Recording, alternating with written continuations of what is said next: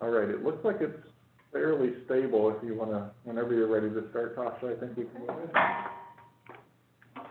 All right, good evening. This evening is March 9th, and we are starting our school board meeting at 6:43. Apologize for our delay to everyone who's been waiting.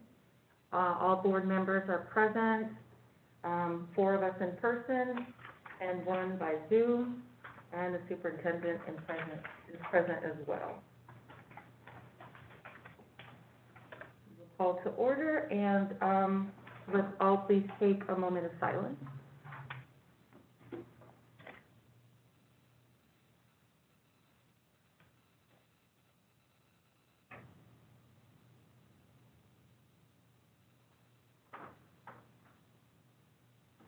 Thank you very much. And all who are able can please stand so we can do the Pledge of Allegiance.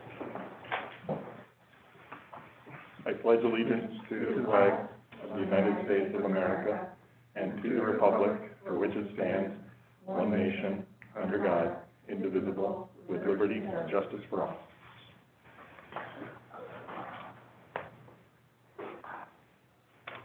Okay, and then for the agenda for last month's meeting, the minutes, and also the minutes for the January 27th board work session. Can we go back one item real quick? Oh, yeah. I wondered if we want to add an agenda item on, maybe to discuss legislation. Yes. Are you guys interested in doing that? Under discussion items? Yeah, why don't we put it on, just at the end of the, items for action, information, discussion? Okay. And discuss it then? Legislation? Yep. Okay, been added. And then for the minutes for the board session, the regular board session, January 12th, and the minutes for January 27th board work session, are there any changes? All accept, say aye. Aye. All right. I saw your lips, Shana. Oh. Awesome. So let's start with my favorite part of the board meeting. We're going to spotlight Winona Park. Take it away, David. All right, I think we have a video today. Are you launching that, Eston? Or somebody? Who is? Shana. Oh, Shana is. Oh, Shana's online. Hey, Shana.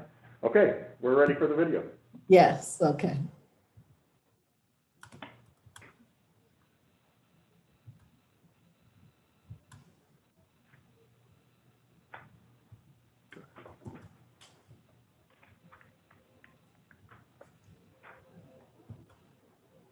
You need to have it on some full screen or something. It'll pop up. Yep, it'll pop up. Good evening. I am Ruth Scott, principal of Winona Park Elementary. Tonight, I will provide an overview of how we at Winona Park are on a journey learning how to be anti-racist with our staff, students, and families. Winona Park's vision statement highlights empathy, compassion, collaboration, and diversity, all traits that are essential to our learning to be anti-racist. Over the past 3 years, Winona Park staff has been participating in professional learning communities, where we meet monthly and have in-depth conversations about race and equity. This year, we began a book study using Ibram Kendi's book, How to Be an Anti-Racist. Our work in the past has prepared us for challenging conversations, such as what it truly means to be anti-racist, as well as engaging in discussions about highly controversial subjects, such as the work of Dr. Seuss, and how to look critically at our social studies resources. The Winona Park PBIS team collaborated on crew lessons this year, leveraging our equity work with the staff to empower them to engage in conversations about race with students. We've used books such as these to spark conversations about what inclusive and empathy really mean. Finally, the Winona Park PTA is also fully committed to the work of anti-racism in our school. We have a subcommittee dedicated to diversity, equity, and inclusion who haven't wavered this year in their commitment to provide resources and events for our families and community. The PTA Diversity, Equity, and Inclusion Committee has sponsored a year-long project called Our Celebrations, where families were able to share their values and traditions with the whole school community. They have also hosted a virtual Peace and Pie, where students and parents were able to learn about the diverse roots and history of Southern cuisine through a cooking experience. And last but not least, our Black History Month events have elevated Black artists through art displays, a virtual gallery walk, a guest artist for students' art classes, and our traditional living museum in a non-traditional way. I am grateful to be a part of a community that is committed to providing an inclusive, anti-racist environment for all of our students. Now I will stop talking and let you see some of our extraordinary work.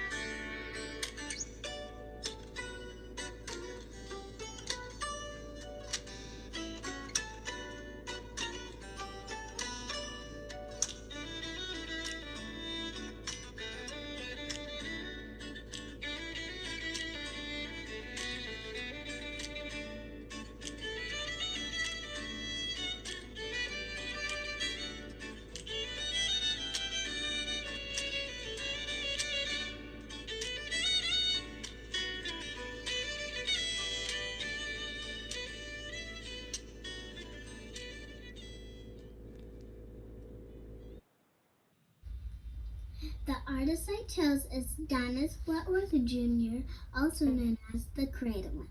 I chose the Creative One because he is creative, he is very good at painting, and he paints beautiful pictures of people who look like me. He only uses 6 colors when he is painting, not including black and white. An interesting fact about him is that he has Alice in Wonderland syndrome. It's a neuropsychological condition that causes a distortion of perception, how he sees things, but he is still an awesome artist. My name is Norma Neer, and my chosen artist is Augusta Savage.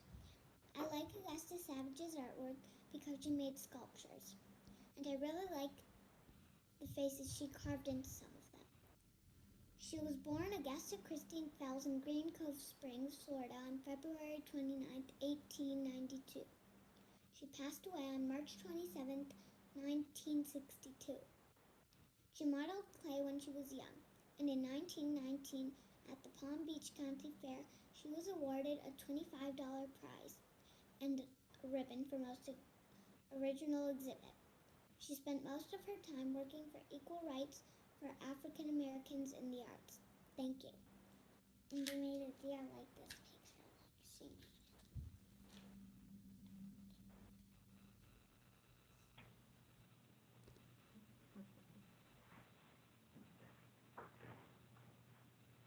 Hello, my name is Lisa, and I am going to tell you about Misty Copeland. This is a book about all amazing women, and this is where I found it. Here she is in the book. I like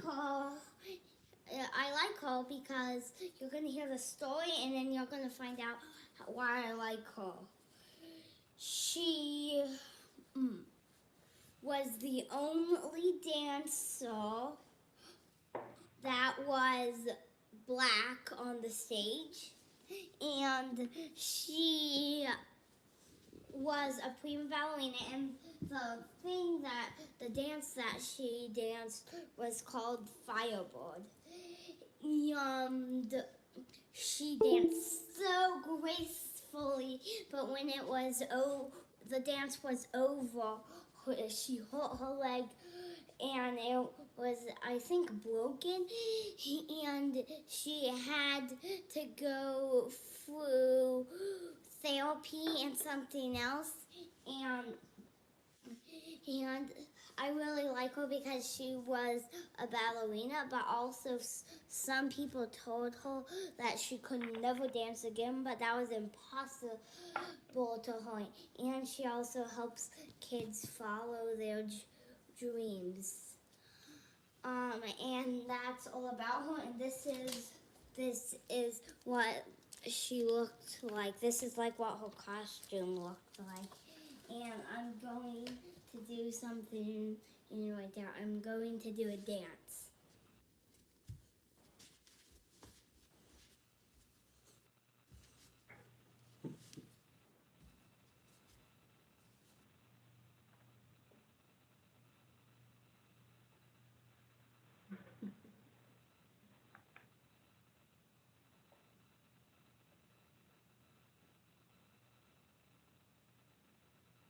Thank you. That looks super cute. That was fun. Thank And, you, Leanna. Ruth is online. Ruth, do you have anything more to add, or are you just available if we have questions?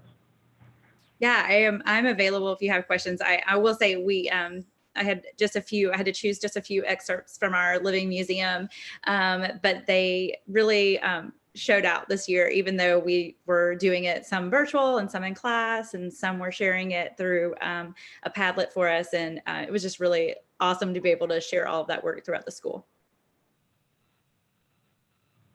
That was really fun. Thank you. Yeah, that was great. Thank you. Okay, so next on the agenda, we are going to discuss the in-person versus, or the in-person and virtual instructional plans. Yeah, so we've got some good updates. So I'm going to start with a quick announcement to share, and then we're going to hear from Greg Wiseman about how the first 2 days have gone at Renfro. We're going to hear from Rochelle Lawstrand about how the first 2 days have gone at the high school. We're going to hear from Maggie Furman on where we are with planning for bringing back some additional students for K-5 following our survey. And then I'll wrap things up with talking a little bit about fall next year. So what I get to share is really exciting, and a huge part of the kudos goes to the man behind me, Eston Melton, as well as some others, Lily Huddleston and Shonda Moore and a bunch of others I'm sure that I don't even know have been involved. But we have successfully, through their great efforts, scheduled a vaccine clinic for CSD staff. And we are super excited, and it is this Saturday. Oh, that is And it's the awesome. one-shot vaccine. So It's the for one-shotter? folks who are able to go, it's the Johnson & Johnson one-shot vaccine. We anticipate being able to serve 400 or 500, somewhere around there. Somewhere in the middle. Yeah, somewhere around there. Staff, quite a few of our staff have already gotten vaccinated. As I go around those buildings, I hear from a lot of teachers who have found appointments. But for those who haven't and want an opportunity, we will be working with the DeKalb County Board of Health to pull that off. They're providing a lot of the clerical type staff for the event. And then our nurses, who have all been credentialed to give vaccines, will be the ones giving the actual vaccine. So kudos to our nurses for going through all that extra effort. It's really awesome. Really paid off to have RNs in all of our buildings, and so they are highly qualified to do this. So we've got that coming up, and then tomorrow night, we scheduled a vaccine information session because we know there are a lot of questions about vaccines. Some folks have concerns about vaccines. And so Lily has pulled together some experts in our community with medical expertise and vaccination expertise to kind of share what they know about vaccines and answer any questions. And so that was scheduled actually before we found out we can do the clinic, so the timing couldn't have been any better that it worked out. So very exciting. There's been so much work that has gone in behind the scenes to make this happen. And so if we have more demand and we're able to accommodate on Saturday, we will get a second site scheduled to figure that out. But very exciting. The details went out to staff this afternoon, and I think we also have updated our FAQ page with some details for staff, and we'll be getting them more information about how to sign up and things like that. It is in Doraville because they needed to use a large site. We tried to figure out a site here, and they were just worried that with that volume of people, that none of the sites we had available here would be able to work. But it is right next to a MARTA station, so if anybody has trouble getting out there, at least they can jump on MARTA and get out there. So you take what you get, and so we're excited to be able to get it scheduled and get people vaccinated.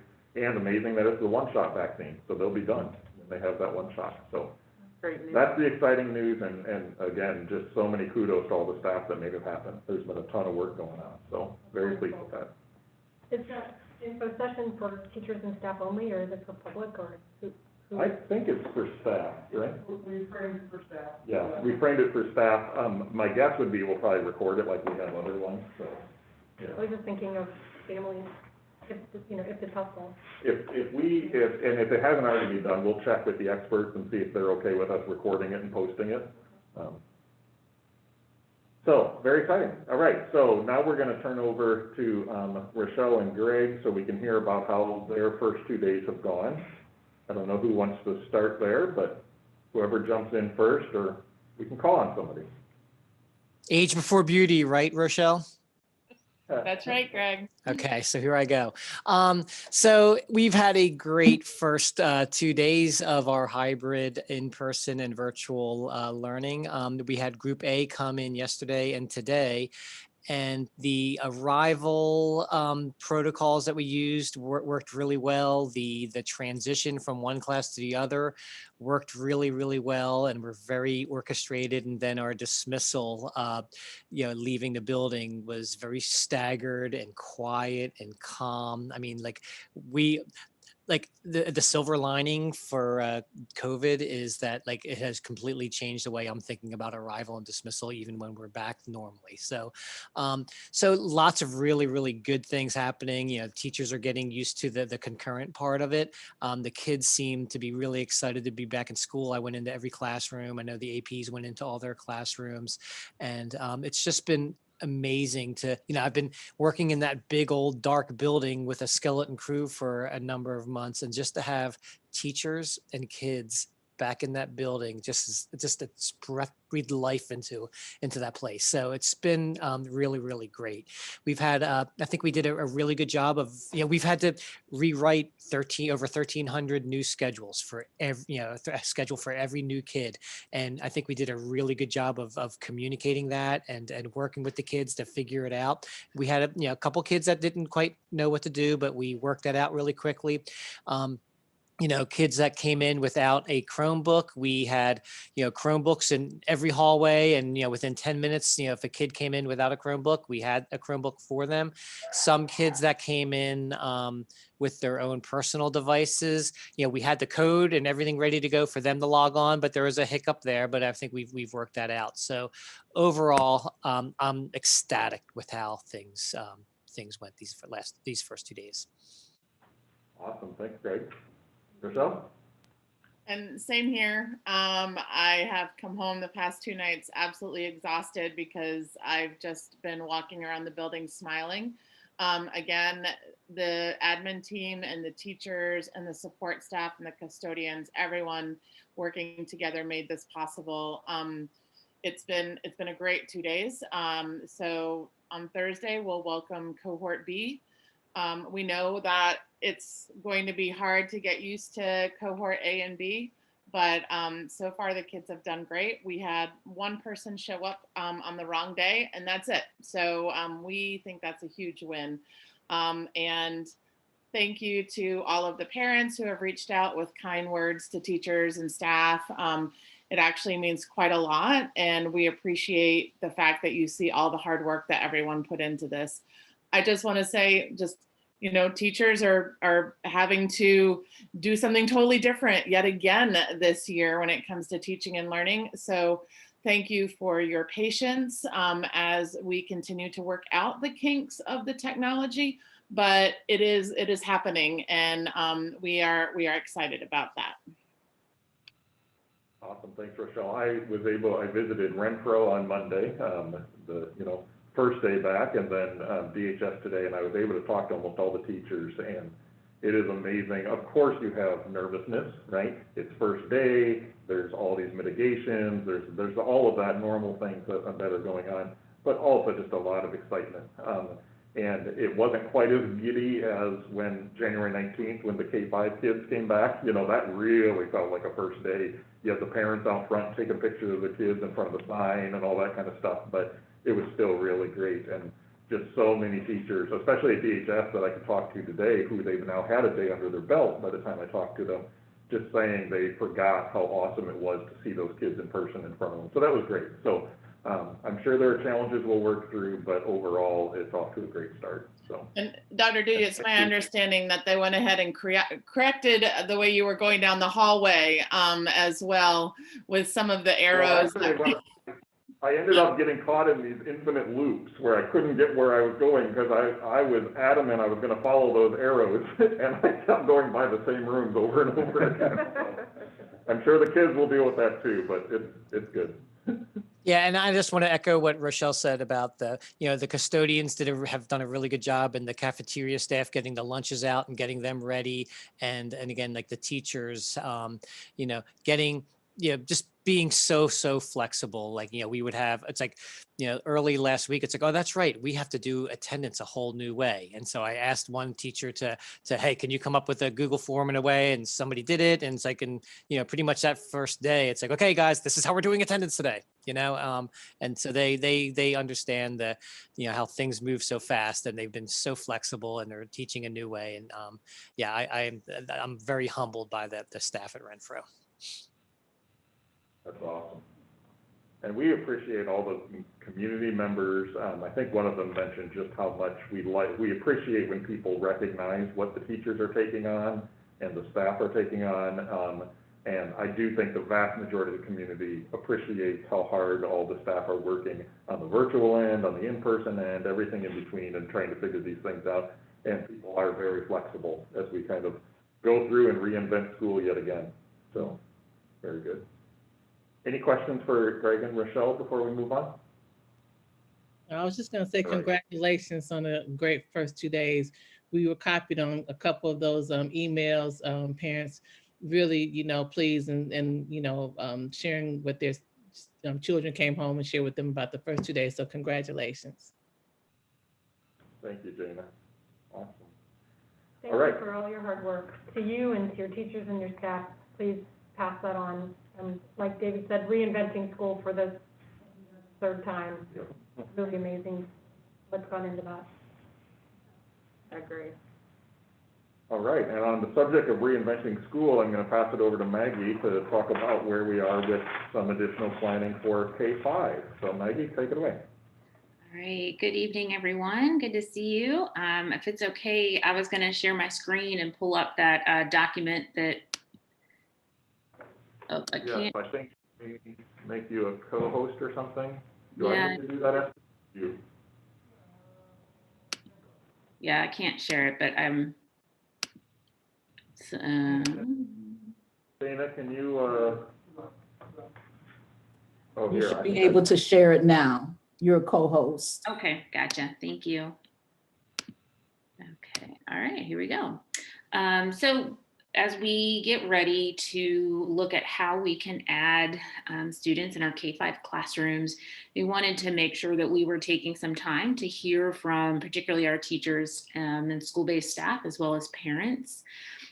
So we had been brainstorming some possibilities and then decided to hold 2 stakeholder input meetings. We did our one with the staff last week, and we hold our parent meeting next week. And then we'll look through what the feedback and questions and any things that are brought up during these feedback sessions, so that we can take those into considerations before we make any final announcements or decisions. And as we know with COVID, we've got to learn how to pivot on a dime because it is changing daily. And as we just saw with, words of vaccines coming out, that can play an important part in our timeline. So we definitely want to make sure that we're taking all of the things that are within the context into consideration. So what we did is we ran through with our staff, and I'll do the same protocol with our parents, a protocol called World Cafe, but we kind of changed it a little bit to fit the needs that we had. And we really like the World Cafe protocol because it really allows people to, as the stakeholders, to bring up their ideas, their questions. A lot of good things come to surface when you just allow that open feedback and input. So when we started the cafe, we outlined what we were doing, and then we gave them kind of the problem that we have, which is we've got about 1,200 students in our K-5 classes right now, but we have somewhere 500 plus that do want to return. So wanting to hear from our teachers and finally our parents about how to bring those students back into our classrooms. And we had two options that kind of rose to the top with principals and admin. And the first one, which I'm going to share here in a little bit, is adding students to the current in-person classes. The second option that came to the top as we were just as a district leadership team talking was to create a PM cohort. So we wanted to talk with staff and parents about those two options. And then also, I always would tell my teachers the answers in the room to the problem. And many times my parents and teachers would solve problems without any direction. They would have the ideas and the expertise and know what solutions were out there. We also wanted to make sure that we established some pretty clear parameters and some agreements. So our first parameter was that we wanted to make sure that we're actively engaging with our most vulnerable stakeholders and at-risk students, and make sure that we are lifting their voices, recognizing and honoring where they are and what they are challenged with. We also had to recognize that at this time, we can't add any additional staffing or increase teacher hours. We're kind of have what we have. We did not want to decrease the amount of in-person instruction that we're already providing for students that are in person right now. We did want to make sure that we continue to commit to Wellness Wednesday for all of our students. We do also want to make sure that we maintain staff and student safety through our multiple mitigation layers. We also wanted to let the stakeholders know that when they go through this protocol, the decision's not going to be made in that meeting, that the meeting really is to get input and to hear their concerns and thoughts, and that it's not going to be, hey, we're going to vote on an option. We just are gathering input at this stage. And then we also welcomed other parameters or agreements that people in the group wanted to bring forward. So as I mentioned, we talked about two options, and we divided everyone into three groups, and they rotated through talking through option one, which is adding students to in-person. They talked through option two, adding a PM cohort. And then I hosted the third group, which was what are some other ideas that are out there that we could possibly see would be tenable to add additional students to our classrooms. So we shared here, we collected a lot of information and we summarized it here just in opportunities and some challenges. So opportunities for option one is definitely, I think for all of these options, opportunities are we're allowing additional students to come back to get that in-person instruction. Also for option one, it's really minimal changes for scheduling and logistics are a lot easier, and also could balance those virtual classes that we know are a little bit larger than we like them to be. Some challenges that came up for option one is that one of the key mitigation strategies has been that social distancing of 6 feet, and that would definitely have to decrease if we're going to add students to our classrooms. So altering that key mitigation strategy that we've originally outlined. Also may limit our ability to provide some small group interventions, may require some additional equipment or supplies and furniture. Also, one of the big concerns, and this is really where we want to hear from our parents, is if those students have to change teachers for a third time. So what is the input from our parents on kids changing again? If they had teacher A for when they started, then they switched and had to go to a teacher B. Well, can we get them back with teacher A? Is that the preference, or do parents have a preference on that? So that's one thing we definitely want to talk through with our families. And then is there a difference? Could it make the difference in selecting on racial groups? So we definitely want to make sure that we're engaging with our students and families of color to make sure that they understand what's what the opportunities are and how we're helping and supporting all of our families. Like I said, with agreement 1 is how are we engaging with those families. Cohort 2 or option 2 was adding students in a PM cohort. Again, opportunities for this one is we can serve more students but maintain that social distancing. Several challenges came up with logistics for this one. How do we bus students to and from when we're going back and forth between two cohorts? The flexibility might be a little difficult. It could possibly shorten the instructional day, which was a violation of one of our agreements. That was that one. And then some creative thinking came up in our third group. And a lot of the similar opportunities and challenges came up with these as well. And option 3 that came up with our staff group was to say, trying to maintain the number of hours that students were getting in-person instruction, but expanding it to a full day. So students would come, and this is much like what we're doing at the high school and the middle school. So students would come on an A day for 2 days a week. Another group would come on a B day 2 days a week, and they'd stay the full day instead of just the half a day with what we're doing right now. Hopefully that would keep the current number of instructional hours that our students are getting. We could maintain smaller cohorts with that model. Also could possibly increase some opportunities for our specials teachers to interact with their students. And definitely with all of these, it's decreasing that virtual learning class size. So challenges here are the eating at school. That's one of our strong mitigation strategies, is not having any time where students are not wearing masks. Definitely some challenges with childcare. And then really a concern about adding screen time when those students are not in the building. And then what happens? Do we switch to a concurrent model, or do we provide asynchronous learning on those off days when kids aren't in the building? And then another challenge was that possibly could add some increased planning time for our teachers. Option 3B was to create a hybrid schedule in a little bit of a different way. But kids would come, let's say, 7 days in a row, and then stay home for 7 days, come in for 7 days, come out of 7 days. So lots of the similar opportunities and challenges came up with that solution. And then 3C was more of a needs-based solution. So we know we have about 500 plus students. But really taking time to look at who are the students that really have that high level of need to come back to an in-person setting so that we could get those students in our classrooms. So maintaining a smaller cohorts, getting our in-person students in seats that have the most need are one of the opportunities there. It would, we were thinking could keep our current mitigation levels, and it also seemed to be one of the least disruptive options for staff and students. Challenges for this one is determining that need. How do we determine what the need is? Then another challenge is we would not meet our agreement of trying to get as many kids back into our buildings as possible. And that virtual learning classes would remain a little bit higher for the time being if we did 3B. So those are the options that we looked at. Tomorrow evening, we'll meet with our parent SLT group and run them through the same protocol. We'll also share some of the similar, so we'll share with them what our teachers came up with, so they're aware of that as well, but also getting that other perspective before we make any final decisions on next phases and what to do. So that's where we are.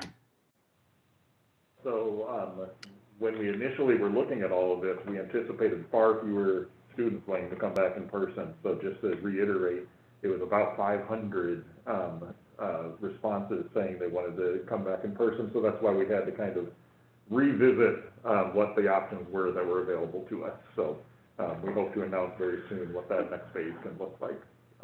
Any questions for Maggie on that information? I have a question. You might have said this and I might have missed it, but what sort of a timeline, not just for the World Cafes, but do we have a target timeline for the decision as to when the kids might actually get back? We do not yet, and so part of it will depend on which solution looks most viable. We're looking at things like the availability of vaccines and when people, our staff will have had the opportunity to be vaccinated. We're looking at kind of how much time will it take to ramp up, depending on how complex the solution is. Do you have to redo schedules? What kind of communications need to happen? What kind of planning needs to happen? So we don't have a timeline quite yet, but we hope to by the end of the week. Well, that's good. And for my 2 cents, I continue to feel this sense of urgency that we can't just plan it. And I appreciate all the planning. The planning is wonderful, and it's been very successful. But we also need to plan with urgency so we can get back to school. Totally agree, and we were really hoping to be able to share a plan tonight until we saw that 500 number, and we realized we needed to do a little more in depth, but we will get a plan out there as soon as possible. So how many does that leave virtual? So that would be a total of, because right now we've got about probably about 1,500 students, so we'd be about 2,000, and we've got about, what would that be, 500 kids a grade maybe, so about 3,000 total K-5 kids, roughly. Okay. So about 2,000 of the 3,000 would be in person at that point. Okay, that's really awesome. And it really particularly, it makes the vaccinating the teachers this Saturday even more important and exciting that that's happening.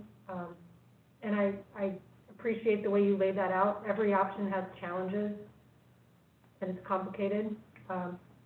So just good job on thinking through all those things, and I'm glad you're getting input from the stakeholders.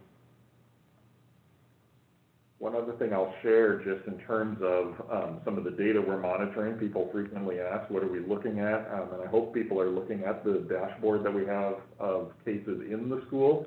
And I just want to share that over the last 2 weeks, we haven't had more than one person isolated at any given time out of about 1,700 in person. And we've had about one person quarantined. One day we had 2 in the last several weeks. So things are going very well. Now, we just jumped to about 1,000 more people present as of Monday when we started with the Renfro in high school. And so we will continue to monitor and see how that goes. But so far, the mitigation efforts appear to be working pretty well. Okay. All right, so I want to talk a little bit about next steps. Just real quick, parents will get, we were asked for data. I provided data myself. The first line of it was, and then you'll get a chance to kind of re-put back in once we outline the plan. That's still in the timeline, is that right? Yes, so the survey was just an expression of interest, so we had an idea of what magnitude are we looking at. Yep. And so part of what we will share is, how do you make a decision then? Like, how do you record your decision? Because we also anticipate, depending on what that model looks like, there may be some people who are currently in person who aren't comfortable with that plan and want to move virtual. Yeah. Right? And so that will be communicated, the timeline for that, but yes, people will have the opportunity to make a change one way or the other. Yeah, then I just want to agree with Lewis. I mean, Scott. Yes, agreed. I mean, given that fact, let's go. Yes. Thank you, Dr. Furman. We feel the urgency as well. Okay. Other questions or comments about that piece? Everybody asked my question, so. Good. My tongue is sticking up. So I get a lot of questions about next fall, so I'll reiterate a little bit about what I shared in the last meeting, and that is that at this point, based on the conversations I've had with the various experts and just looking at what others are planning for the fall, we are anticipating that we will have a mostly regular fall, right? For the most part, it will probably look like what school looked like pre-pandemic, with some very few exceptions. It is quite possible we will still have a mask mandate.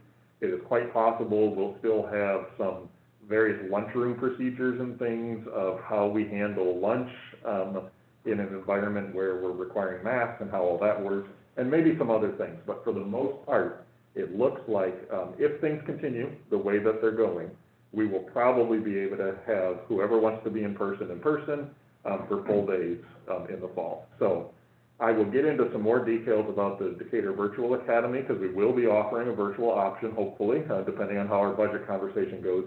So if folks are listening and they're interested in the Decatur Virtual Academy options, like what virtual options will be in the fall, stick around for the budget discussions, because we will get into some details about that when we get to that point.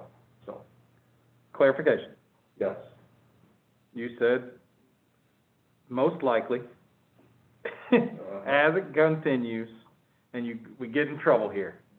Because in August, you said we're gonna open up, and then in November, you said we're gonna go open up. Yeah. So I just wanted to say for the record, obviously, if there's another major outbreak, Sure. and this Brazilian version, and turns out, or there's a Johnson & Johnson vaccine doesn't work, Yep. that changes that. Exactly. But the exact opposite is true as well. Sure. So if the COVID numbers continue to go down, if vaccinations continue to go up, the current plan is school as normal with major mitigations continuing to be in place to increase the comfort level of the people in Decatur. Yeah, to a certain level mitigations. I don't want to give a false impression that we can still have classes of 5, for Right. instance, right? Like, we will have to have full-size classes at that point, depending on how many people choose to stay virtual. Okay.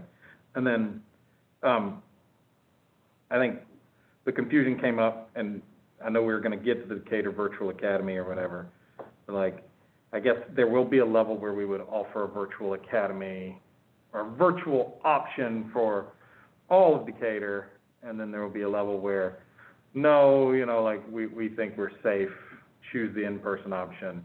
So I'll share one piece of it because it's very relevant to what you're saying right now. Very which is relevant. The virtual academy, the way we have it designed right now that we'll get into in the budget, will allow more flexibility than what we were originally picturing. We were picturing the virtual academy having to be its own standalone school, and that's why we said, when you enroll, right? That's your school for the year. We don't think we will have to be that stringent with it now that we have that expression of interest, see how many people are interested and how we're able to structure it.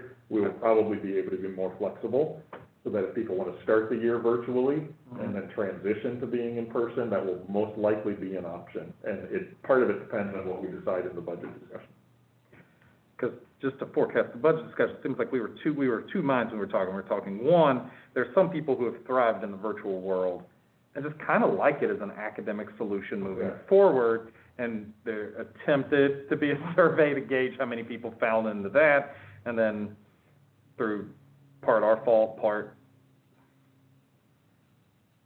the flaw of communication these days, it gets wrapped up. So there will be people who would like a virtual option. Correct, for various reasons, right? And so the idea of what we're picturing now with the virtual academy is we would serve both those populations in the same way. Okay. And so if you're wanting to be virtual because you have pandemic-related concerns, you have that option. Okay. If you want to be virtual just because it works better for your child, you'll have that same option. You'll be in the same classrooms and the same programs, and we should be able to be more flexible than we were originally picturing, so that you won't have to make that year-long commitment. Some people will, right? Mm-hmm. If you're choosing it because that's what's best for your kid and they work really well in that virtual environment, then you may choose it and stick with it for the whole year. If you're choosing it because you're waiting for your kid to be fully vaccinated, and come, October or November, your kid's now fully vaccinated and you want to go back in person, we should be able to accommodate that at that time. Gotcha. Any other questions about that stuff? All right. Oh, yeah, I do have a question. Yes. Did we already touch on this, but what are the initiatives for when we may bring in more middle school and high school students? So right now, we're focused on K-5, and so part of what we see happen in K-5, we're kind of staggering, right? So we started K-5 January 19th. What we learned from there, we incorporated into how we did the 6 through 12 plan. Now we're planning for the next phase of K-5, and we hope to follow very quickly to see what can we figure out from that to apply to 6-12. Because we know there are desires to go longer days, there's desires to have more days. And so I think what we learn in this K-5 section this week and the plans we make there will directly tie into what we start doing to talk about for 6-12. What we hear from the teachers over and over again is try not to completely upset the apple cart again, right? Like, we don't want to reinvent school for a fourth time. So if we come up with a solution, is it a solution that's just a natural, next step, and it's not reinventing everything? And so that's what we'll be looking at for middle school and high school, but we are not locked into this exact mode for middle and high school through the end of the year, just to be clear.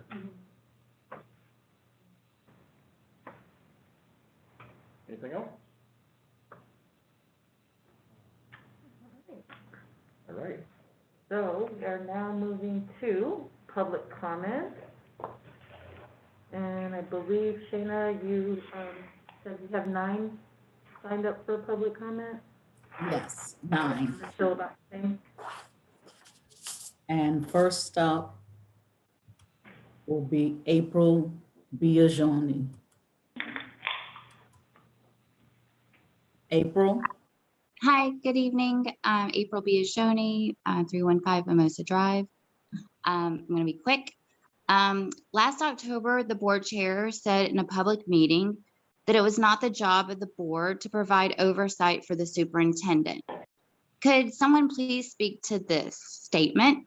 And in light of revelations of the lawsuits, does he still stand by it? And does the rest of the board agree with that? If yes, then can they please clarify who, if anyone, the superintendent is accountable to currently? And do they plan to change that moving forward, especially with the new contract? My other question is, how many days is our superintendent expected to work? In conjunction with that, if a teacher or administrative staff didn't report their vacation, what would be the repercussions of that? Also, is the board concerned about the large number of missing documents from the Decatur-ish open records request? Can anyone publicly comment on the process by which these requests are processed? And how do they plan to address the holes that might be in the current system?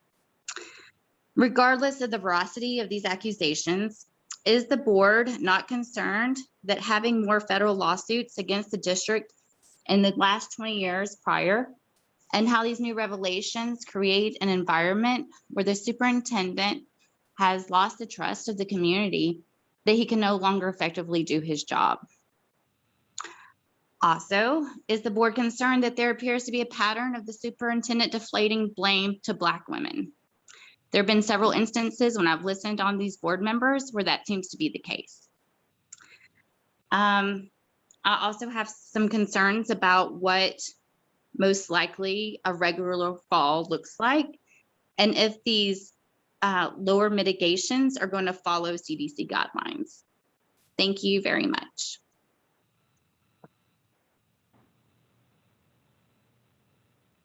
Thank you, April. Next up is Dr. Jean O'Connor.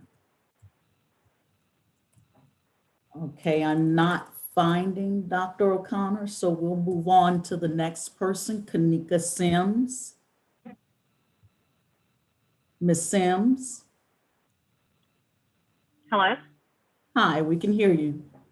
Good evening. My name is Kanika Sims. I'm a CSC parent of 3 and a physician. I'm concerned about whether we have solid plans for return to school in the fall. I'm very concerned with the narrative that school will look like normal in the fall with some mitigation strategies.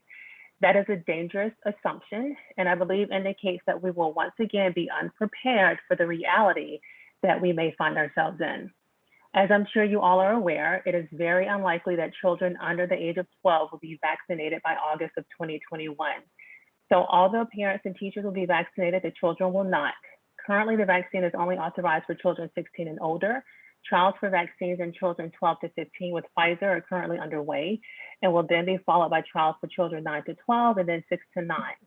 So as we consider this reality that the pandemic is not yet over and will not be over by fall of 2021, and that our K through 5 and many middle school children will not be vaccinated by the start of school, it is important that the school district is actively working on plans for return to school in the fall now. Our children and our community deserve return to school plans in the fall that take into consideration the fact that mitigation strategies are going to remain very important for our children since the vast majority of them will not be vaccinated.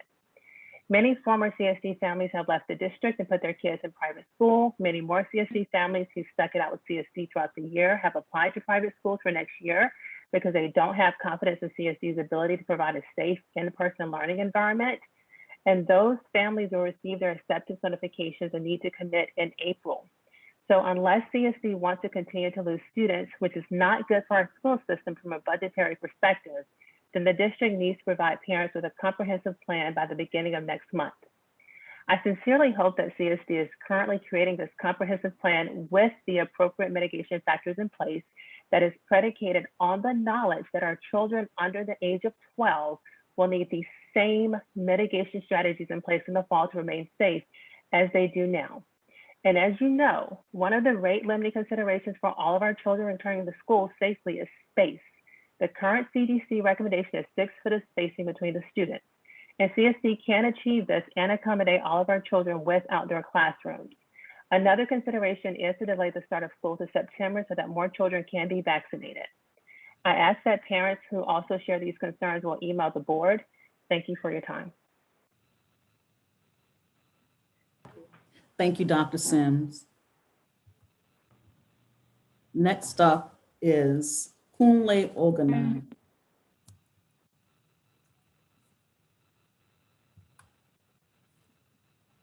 Mr. Oganai? Yes, good evening to the school board.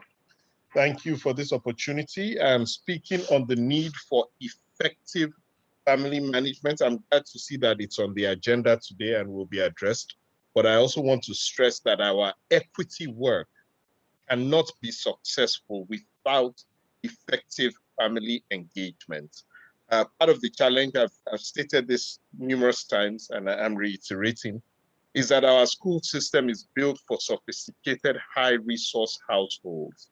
Without effective family engagement, we are implicitly, I think implicitly is the right word, leaving a whole segment of the population out. Low-resource households that are not as highly sophisticated as the affluent households.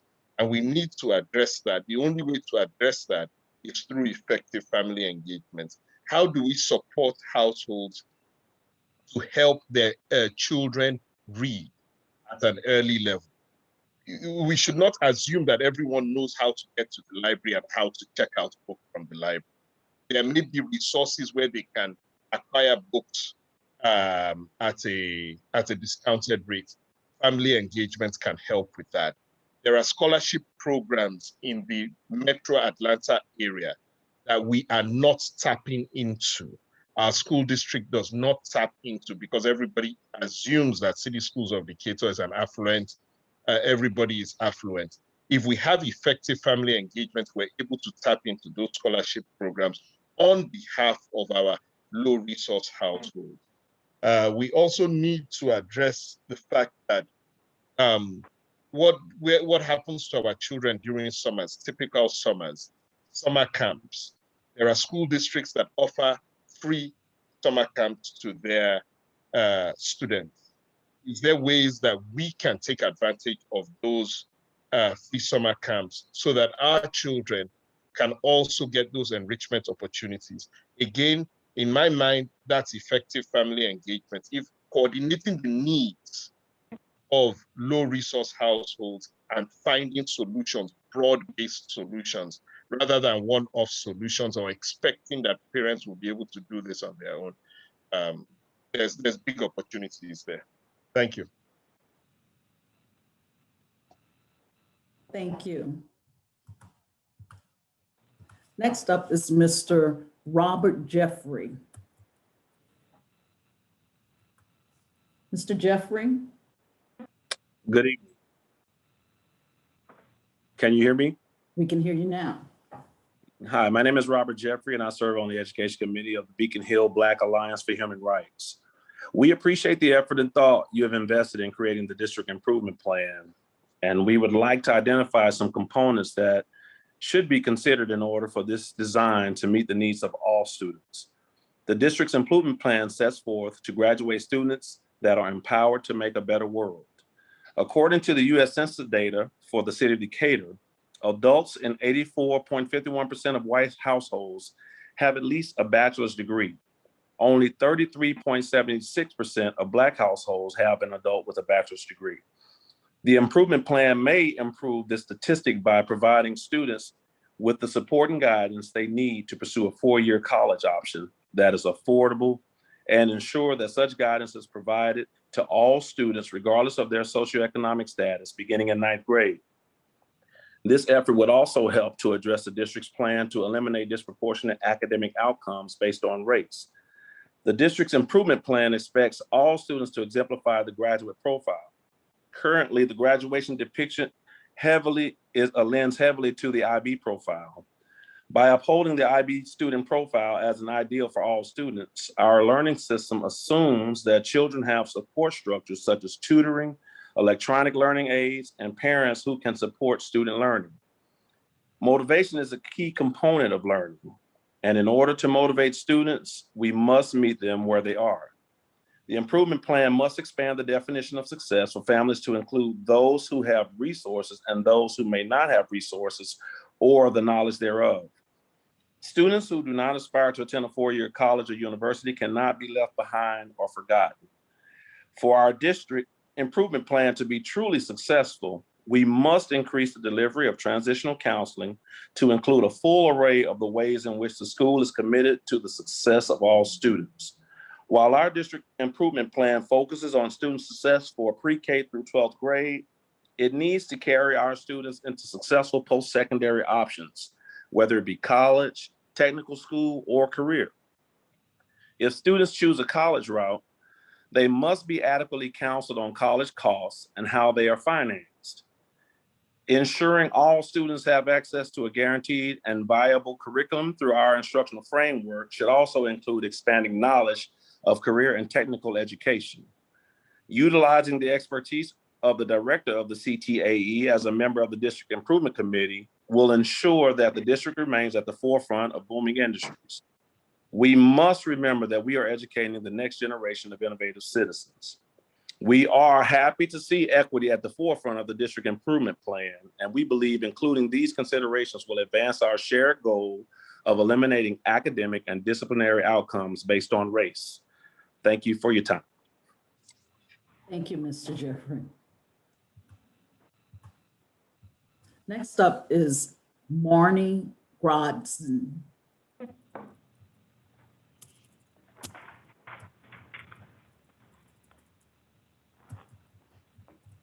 Okay, I'm not finding Ms. Grodson, so we're going to move on to Mary Drury.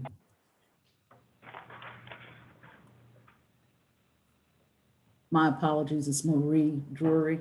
Thank you. Hi. Okay. Thank you. My name's Marie Drury. I'm a mom of two boys. One is at FAVE and one is homeschooled. I wanted to talk about the virtual academy and voice my support for different reasons. I come at this as I was an in-school teacher. I now homeschool a child who has selective mutism, which is an anxiety disorder. I also had the same anxiety disorder as a child. A couple of reasons why I think we need a very robust virtual academy. One, the traditional thought with selective mutism kids or kids with anxiety is to keep them in the class and work through their anxiety, which I agree with. However, it hasn't worked well in public schools for a variety of reasons. When I was a child, the expectation to speak in class was not as great as it is now. It was a much more workbook environment.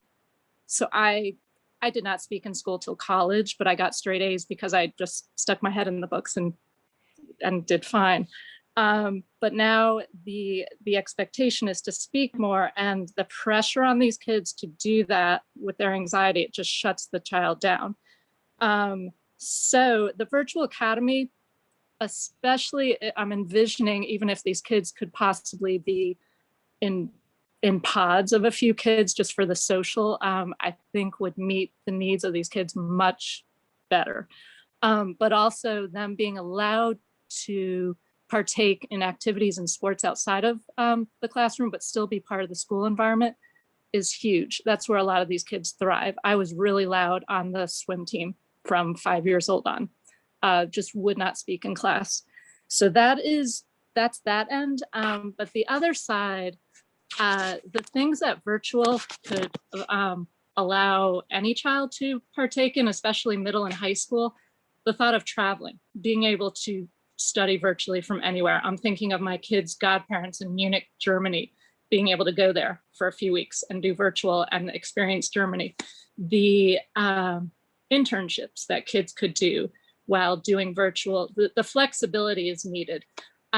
So I'm short on time here, but I, as a parent, and I know many other parents, are willing to help put something together that's really robust and great for all the students.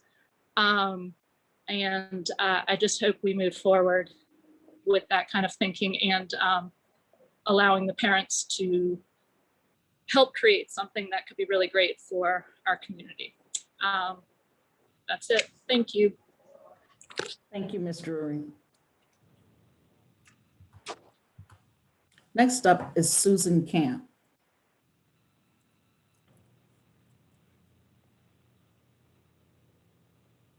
Ms. Camp?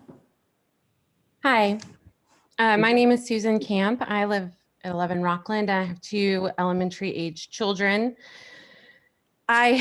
No matter how much I prepare for comment at the public comment section of board meetings, I always learn something new that just flips my script. And I have to say, to hear you guys citing 500 people interested in returning face-to-face for K-5 learning options, as I emailed to your leaders, to district leadership before, the way you conduct your parent surveys is unethical. They are poorly designed. I think that you will, now that we know that teachers will be vaccinated, I think that you might find that number is going to be significantly different. iPro offered you an ethically designed survey that you can use, and it's my understanding that some of the SLTs are sending some version of that out to their parents, but that's not how Claremont's doing it. I guess they're using this open protocol method where they're just relying on social media and email to just get parent feedback. So this idea that you guys are truly engaging stakeholders and that you're doing it in an ethical way is not true. Did you guys mail surveys to our lower resource households to ensure that they got the information? Because it's my understanding, I don't think that you did. And I know that some SMS messages went out, but I didn't receive any. And I'm the one who created the parent portal account. I'm getting increasingly frustrated with the lack of transparency and honesty and with regards to open communications. And to that end, we have a huge ethics problem in our district, and it all rolls downhill. And I share similar concerns from other parents around these lawsuits. So I want to know, is the board willing to release information about the amount they are paying lawyers for these lawsuits, including board attorneys and outside attorneys? Do the board attorneys or outside attorneys represent our superintendent personally? Who is responsible for providing documents on open records requests directed to the district? Really getting tired of not getting a lot of answers, for trying to partner with the district and not seeing the needle move in any direction. You continue to communicate and collect parent feedback in a way that is inequitable and unethical. And I will be here at every board meeting every month calling you out on it until you make the changes that you need to make, so that when you say parents are stakeholders and you engage them, then it won't be a lie. Thank you. Thank you, Ms. Camp. Next up is Han Hughes, who will be our last speaker. Hans? There we go. Can you hear me? Yes. Great. So as I'm sure all of you are aware, a number of serious allegations regarding Dr. Duty's use of vacation time and availability during working periods have been made recently. Based on their reporting, it looks to be some substantive and sustained evidence behind the claims. And I understand that items in executive session cannot and should not be discussed publicly. I also understand that due to the fact that there are lawsuits about the matter, the board is highly constrained about what can and cannot be said in public. I further understand that the board is likely acting on direction from legal counsel, and that counsel is focused on limiting liability to the system as a whole. All of that said, There is no scenario where not speaking publicly at all serves the best interests of either the board or the community. The lawyers are there to advise about legal liability, which ultimately in this case is a form of fiscal liability. Their advice to you is meant to limit the expense of potential findings or unleveraged settlements. I am telling you that by not discussing this, the board faces a crisis of credibility. Ultimately, that is far more damaging than a potential settlement. You, as the board, need to assure us that you take these allegations seriously and that you are investigating them appropriately. Anything short of that is a dodge to your obligations to us, the voters. I reject the premise that you cannot publicly admit that these are serious allegations. They are serious allegations. It hardly affects liability to recognize a basic fact. I reject that you cannot acknowledge you intend to investigate. You must investigate, and we all know it. A competent communicator would be able to craft a legally passable statement that gives us the confidence that you are taking the appropriate investigatory steps. And let's be clear, that confidence is currently shaken. Please, for the sake of the community, for the sake of your credibility, please investigate all of this appropriately. Thank you. Thank you, Mr. Hughes. That concludes our board public comment section.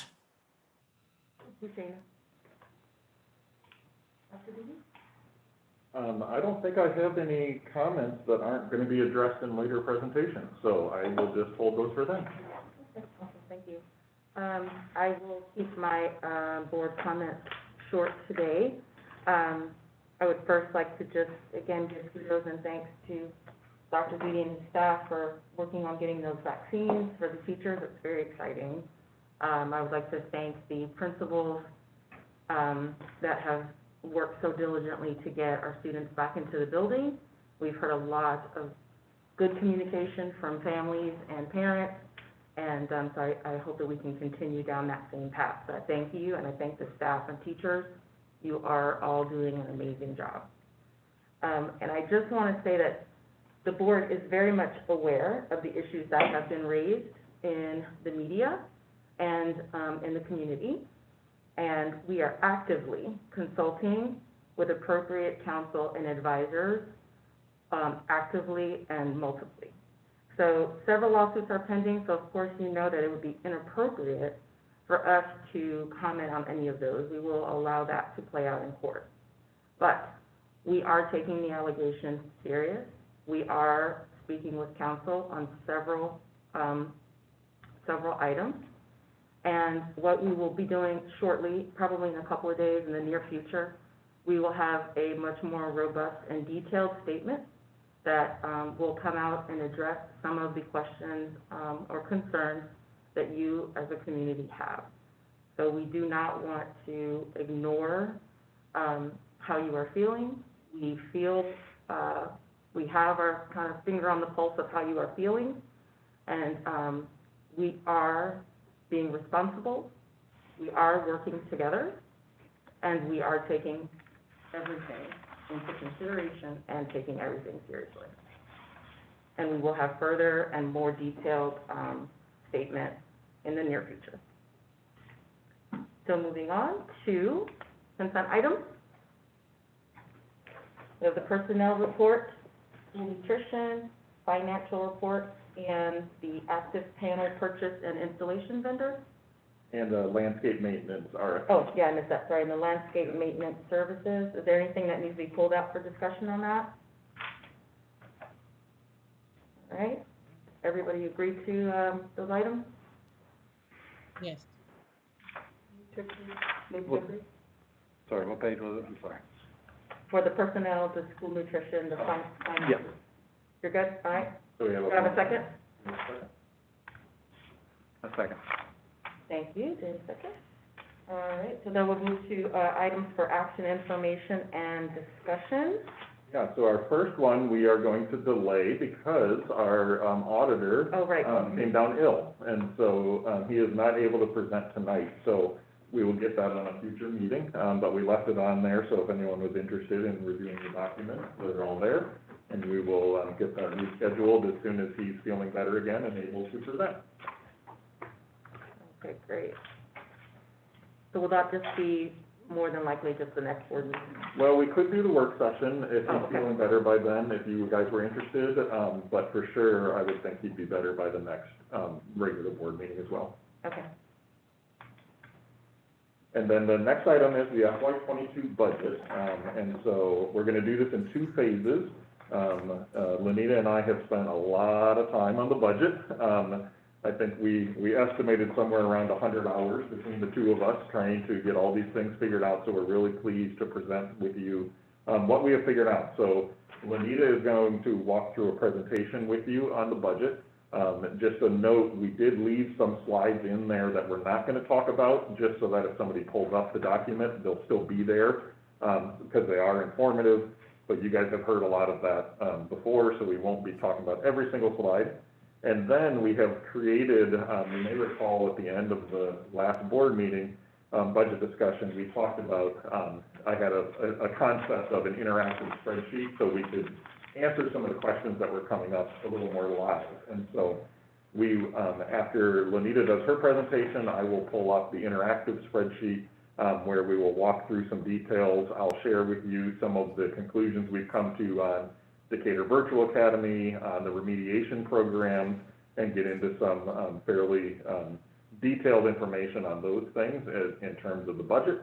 And then we also, if we have questions that come up, and kind of those what-if questions, a lot of those we'll be able to do live in the moment. So Lenita's going to kick us off, and then I'll take over, and then we'll be ready for whatever questions. So Lenita? Thank you, Dr. Duty. Good evening, Madam Chair, Madam Vice Chair, members of the board, Dr. Duty, community, and colleagues. This evening, we will continue our detailed analysis and discussion on the fiscal year 22 budget. We will start, as usual, with the budget calendar. Next slide, please. This evening's budget discussion is the 6th public budget discussion on the fiscal year 2022 budget.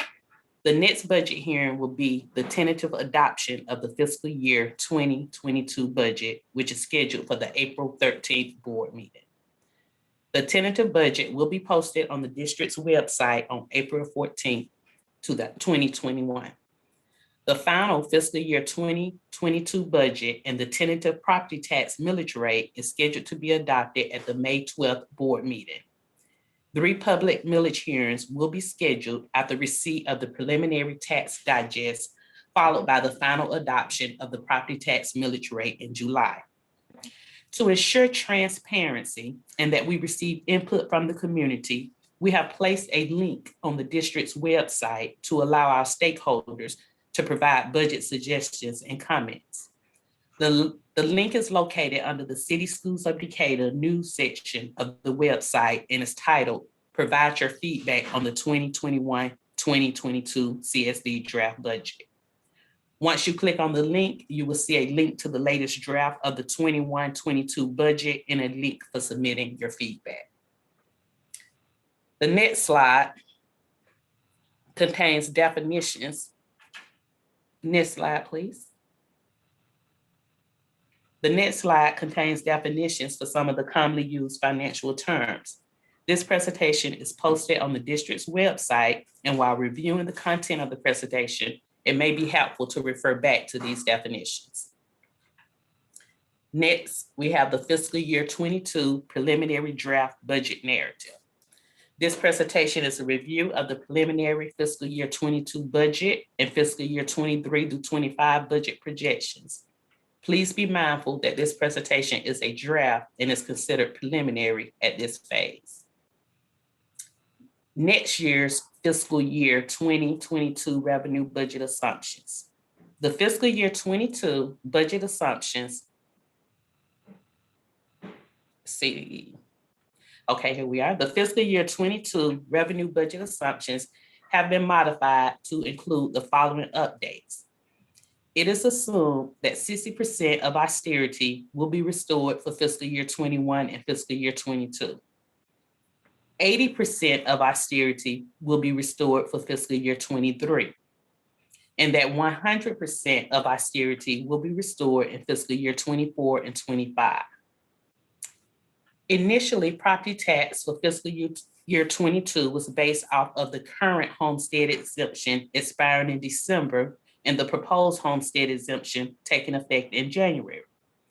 After further conversation with the city, we were advised that we are not likely to see the impact of the proposed homestead exemption until May 2021 collection, which will impact June's revenue. With this new information, we project that 99% of homestead exemption for fiscal year 22 will be based on the current exemption, and 1% will be based on the proposed senior homestead exemption.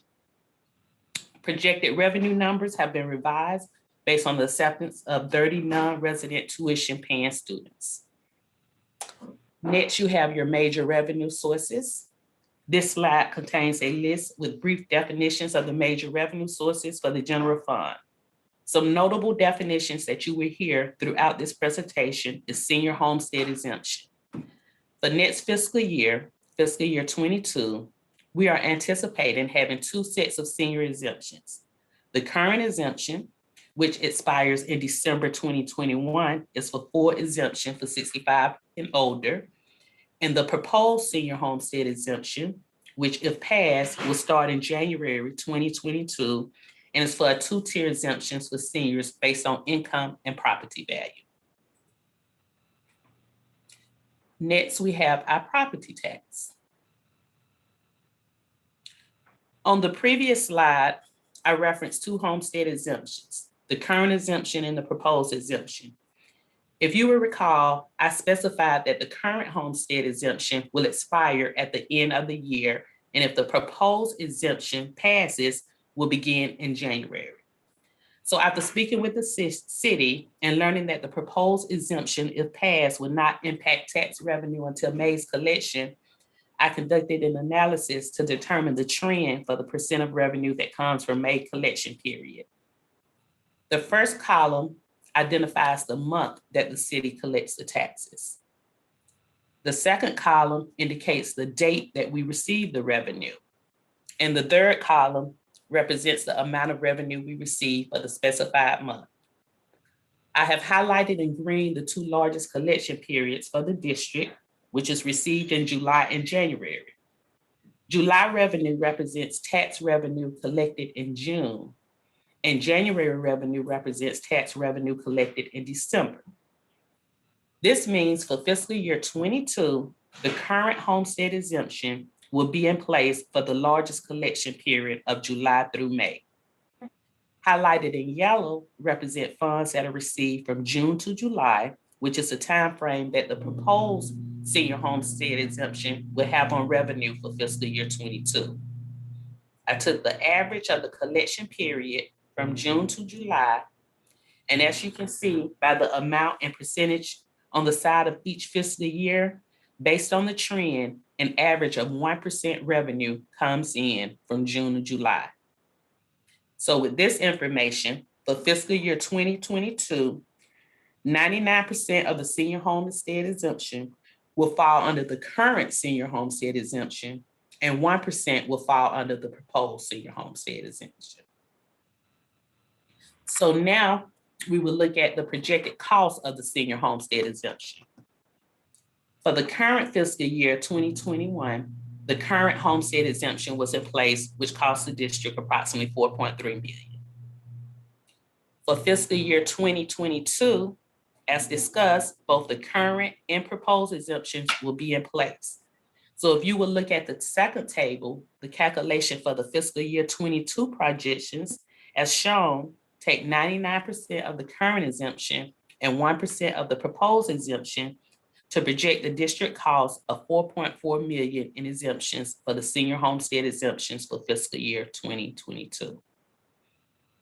The projections for fiscal year 2023 through 2025 are based exclusively on the proposed senior homestead exemption. The next slide we discussed in detail at the February work session. This slide represents how the local 5 meal share is calculated. Every district that participates in the QBE program is mandated to contribute a local share based on the revenue which would be generated by 5 mills of property tax, or $5 for every 1,000, when levied on the most recent equalized tax digest for the district. The equalized tax digest is calculated by the Department of Audits and sent to school districts in the fall. Next, we have our fiscal year 22 budgeted expenditure assumptions. Next slide, please. The fiscal year 22 budgeted expenditure assumptions have been modified to include the following updates. Cost of living adjustments have been modified and are not included in every budget. Personnel, benefits, and resources for costs associated with Decatur Virtual Academy are included in the fiscal year 22 through 25 budget. Operational budgets have been reduced for fiscal year 22 through 25. Next, you have the major expenditure categories. Next slide, please. This slide contains the definition for the major expenditure categories. Next, you have your full fiscal year 22 through 25 preliminary draft budget, which includes both revenues and expenditures. So what has changed since this budget was last presented to you? Let's start with the first column of numbers, labeled Amendment 3, fiscal year 2021 budget. Every source and amount for fiscal year 21 under the major revenue source is the same as last presented, with the exception of the from fund balance line, which is highlighted in pink. The 9.1 million needed from fund balance has increased by approximately 182,000 from the last presentation. This increase is due to the summer school intervention programs that will take place this summer, for example, summer school. This increase is in the areas of salaries, benefits, and supplies. Budget amendment number 4, requesting the board approval for these increases, will be submitted at April's board meeting. Your new projected ending fund balance percentage for fiscal year 21 is now 8.9%, which is listed below the yellow highlighted line. For the second column of numbers, preliminary fiscal year 22 budget, the following changes have been made. The amount of taxes have decreased to $50,399,453. This decrease is due to a lower millage rate of 22.25, which is highlighted in yellow at the bottom of the preliminary fiscal year 22 budget column. If you will recall, last month, the proposed millage rate was 23.10. Today, we have reduced the millage rate to 22.25. However, if we reduce the amount of projected revenue, be mindful that we must also reduce the amount of expenses. So also changed in fiscal year 22 major revenue sources are the financial impact of the 2 homestead exemptions. As discussed in previous slide, the current senior homestead exemption represents the 99%, and the proposed homestead exemption represents the 1%, which is the 36,000. Tuition has increased based on the district accepting tuition from 30 kids for fiscal year 22. QBE has also increased based on the acceptance of additional students. The amount needed from fund balance, highlighted in pink, has increased by approximately 2.2 million due to the lower millage rate, which reduced the amount of taxes collected. So, as I stated earlier, when we reduce the millage rate, the amount of taxes collected also reduces. So it is necessary to cut expenses. For the preliminary fiscal year 22 budget, second column of numbers, under the expenditure categories, the following changes have been implemented. A review of all positions and position control showed a surplus of positions that equated to $1 million.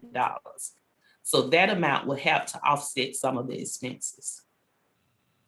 Salaries and benefits increased as a result of salaries for 19 teachers for the intervention programs. Additionally, an intervention program manager and extended day tutoring also increased salaries and benefits. And those are your intervention programs. Cost of summer school listed in fiscal year 21 was removed from the fiscal year 22 budget. Salary and benefits for Decatur Virtual Academy is included in the fiscal year 22 budget. Salary for a health PE teacher at Decatur High School and salaries for an HR training specialist and an instructional coach are also included in the fiscal year 22 salaries and benefits. Unfortunately, we will not be able to offer a cost of living adjustments to employees for fiscal year 22. However, we have included a step increase in the budget. For expenditure categories outside of salary and benefits, we have reduced operational budgets by 5% and fees and payment by 2%. Dr. Duty and I spent numerous hours contemplating on different options and scenarios, and this was the best that we could come with that had minimum impact to the taxpayers and the employees of the district. For fiscal year 23 through 25, we have decreased the millage rate below as highlighted in yellow. We anticipate that the millage rate will remain the same for fiscal year 2022 through 2024 and decrease back to 20.25 for fiscal year 25. With the decreased millage rate, the revenue proceeds also decreases from taxes, so we have had to look at our practices to determine areas that can be strengthened. You will see the tuition amount increases as we put into place a process to analyze tuition for ECLC programs and increase tuition as expenses increase. Although salaries and benefits and the cost to operate the ECLC program has increased, the budget has remained the same for the last 3 years, and the tuition amount has remained the same. Additionally, we anticipate on retaining the 30 tuition paying students. The salaries and benefits for the intervention positions gradually phase out throughout the fiscal years. And Dr. Duty will go into more details on the phase out approach. For fiscal year 22, employees did not receive a cost of living adjustment. However, for fiscal year 23, we have included a 0.5% cost of living increase. For fiscal year 24, 1% increase, and for fiscal year 25, a 2% increase. Step increases are included in all fiscal years. There's also some savings in future years from the Decatur Virtual Academy for the salaries and benefits as the number of teachers in the K2 program decreased from 5 in fiscal year 22 to 3 in fiscal year 23 through 25. We anticipate on gradually increasing the operational budgets in fiscal year 23 through fiscal year 25 by 2% each year.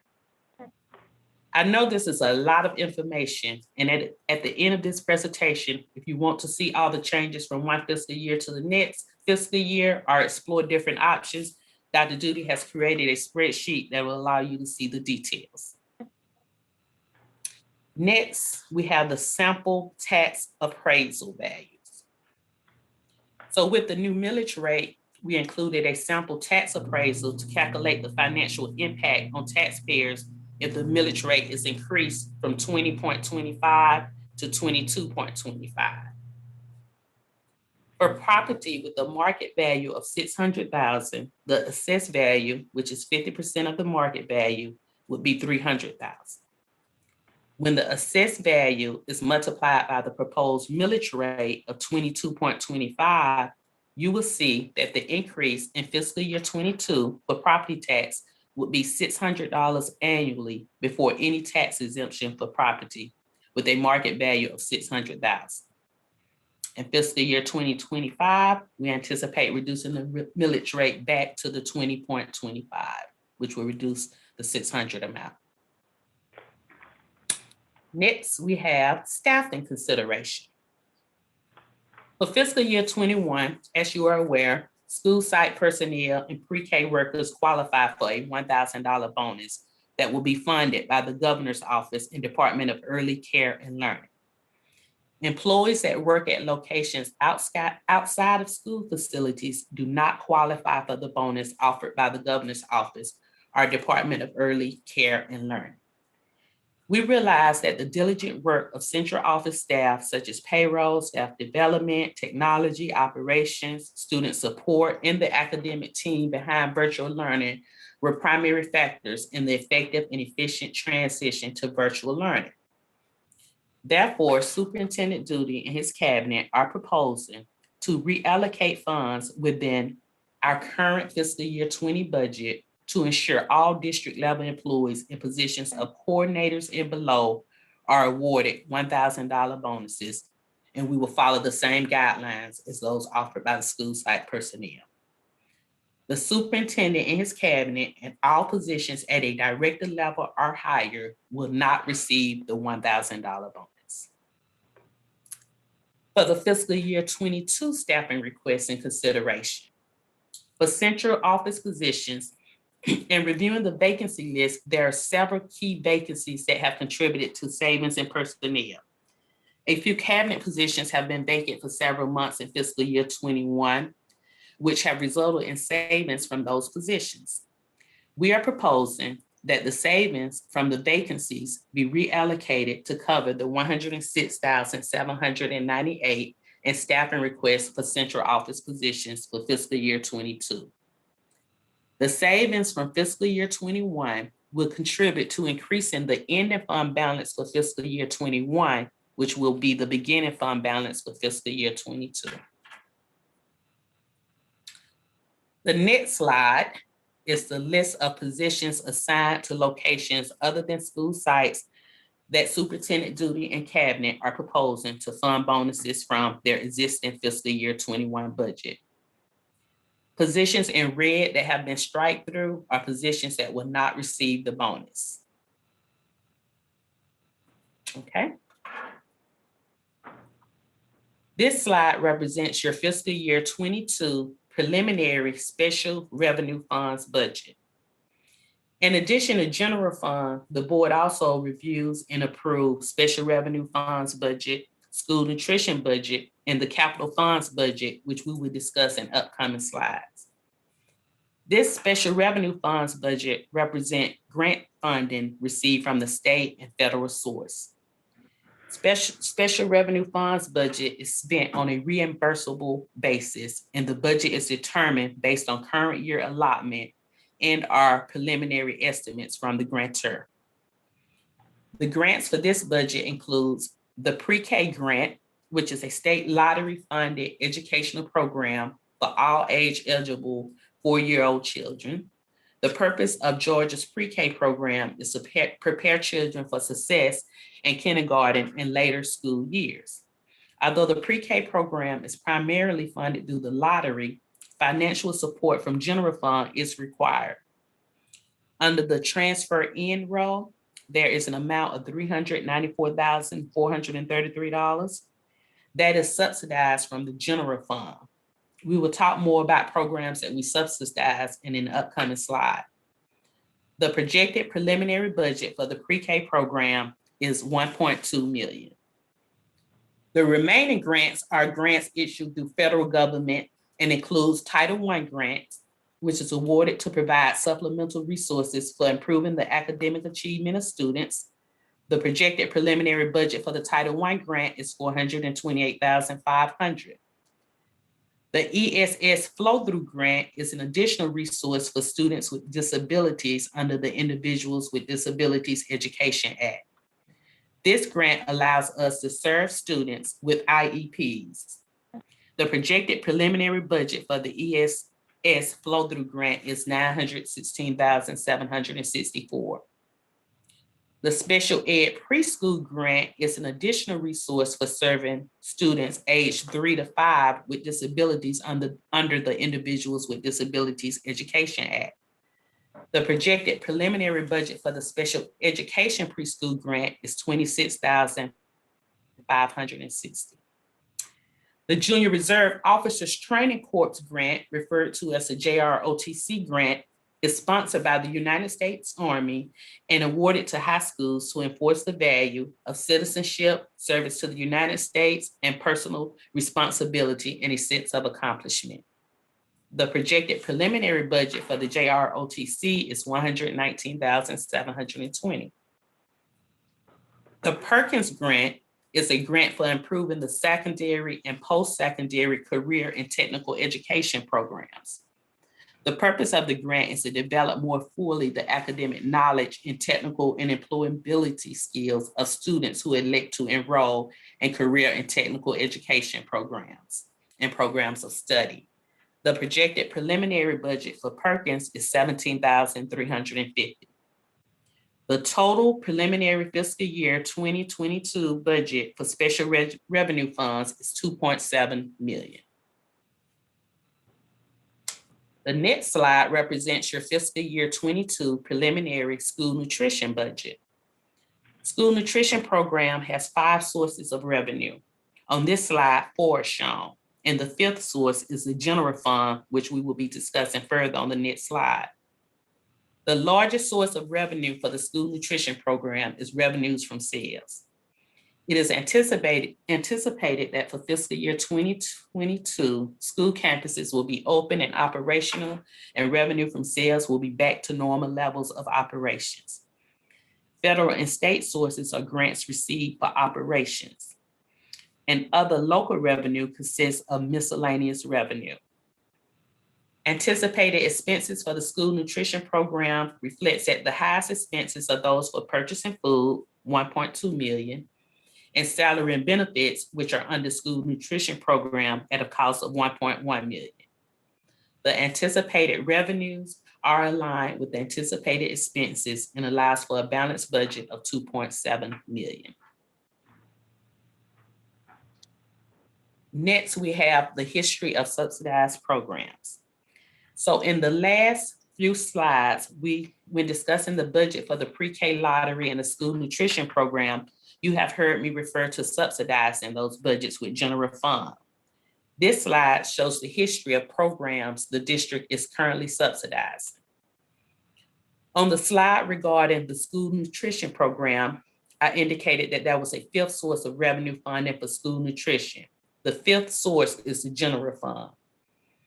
In the first table titled SMP, you will see the past 4 years in the current year school nutrition budget and actual expenditures. And this is again a general fund budget. The average subsidized expenditures cost for the last 4 years for the school nutrition program has been $903,000 annually.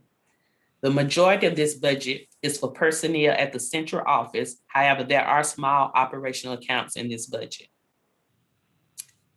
For the ECLC program, which is a tuition paying program, you see the budget, expenditures, and the revenue collected for tuition. And then you see the column labeled general fund. The general fund column represents the difference between ECLC expenditures and the revenue received. The difference is paid by the general fund. The general fund subsidizes the ECLC program at an annual average amount of $826,780. For the pre-K lottery, you have the budget and the actual expenses, and then the amount of revenue received from the lottery. The column general fund represents the difference between the actual expenditures and the amount of revenue received from the lottery. The difference is paid by the general fund. The general fund subsidizes the pre-K lottery program, an annual average amount of $186,401. If you will recall, the board approved Amendment 1 to allocate an additional $570,293 to the school nutrition program and $290,348 to the ECLC program for fiscal year 2021 due to facility closure from COVID. When I combine those amounts with what has currently been spent or allocated for the 3 subsidized programs, the total anticipated fiscal impact to general fund for the current fiscal year 2021 to subsidize these programs is approximately $3.2 million. Okay. Next is capital funds overview. The capital funds budget consists primarily of revenue proceeds received from special purpose local option sales tax, referred to as SPLOS. The SPLOS proceeds are generated from sales tax from anyone that spends money in the city, shopping, eating, purchasing gas, etc. And the funds are allocated for capital outlay projects. For fiscal year 2021, receiving an average of approximately $498,000 monthly in SPLOS proceeds. For fiscal year 22, the estimated SPLOS revenue budget is $5 million. Additionally, the capital funds restricted fund balance is estimated at $11.6 million. And this amount is calculated as noted below under the section titled Capital Funds Restricted Fund Balance Calculations. The restricted fund balance for capital fund is calculated by adding the ending fund balance as of February to the anticipated revenue through June and subtracting out the anticipated expenditures through June 30th. And all of that is listed there. This brings the total capital revenue available to $16.6 million. The estimated expenditures, which are based on projected completion of referendum approved projects, debt service payment on certificate of participation and general obligation bonds, approved projects totals $10.7 million. The estimated ending fund balance for capital funds for fiscal year 22 is right under $6 million. Finally, we have our budget challenges. This budget season has presented numerous challenges, starting with the projected ending fund balance for fiscal year 2021, which was negatively impacted by over $3.2 million in cuts from the state and increased expenditures of over $3 million due to COVID-19. The impact of the pandemic in fiscal year 2021 has resulted in challenges to maintain the current millage rate of 20.25. Additionally, no final decisions have been made from the state on school funding for fiscal year 2022. I will pass it over to Dr. Judy now. All right, thank you, Lanita. Two things I just want to make sure to remind people of. One, the SPLOS revenues, which you saw in the capital fund sheet, that actually comes from sales anywhere in the county, not just within the city. And then that money is split proportionally based on enrollment with the DeKalb County schools. And it is very restricted. And so when she talked about completing the project based on the, what's the word I'm looking for, Lanita? Referendum, there are certain requirements of what you're allowed to use that money for, and so that's what that reflects. So I just wanted to reiterate that as a reminder. So I'm going to jump into a spreadsheet. I'm going to share my screen here, and board members, I also sent you a link in case you want to pull it up separately and look somewhere other than where I'm sharing. That way you can scroll around if you want to. I'll walk through it fairly quickly.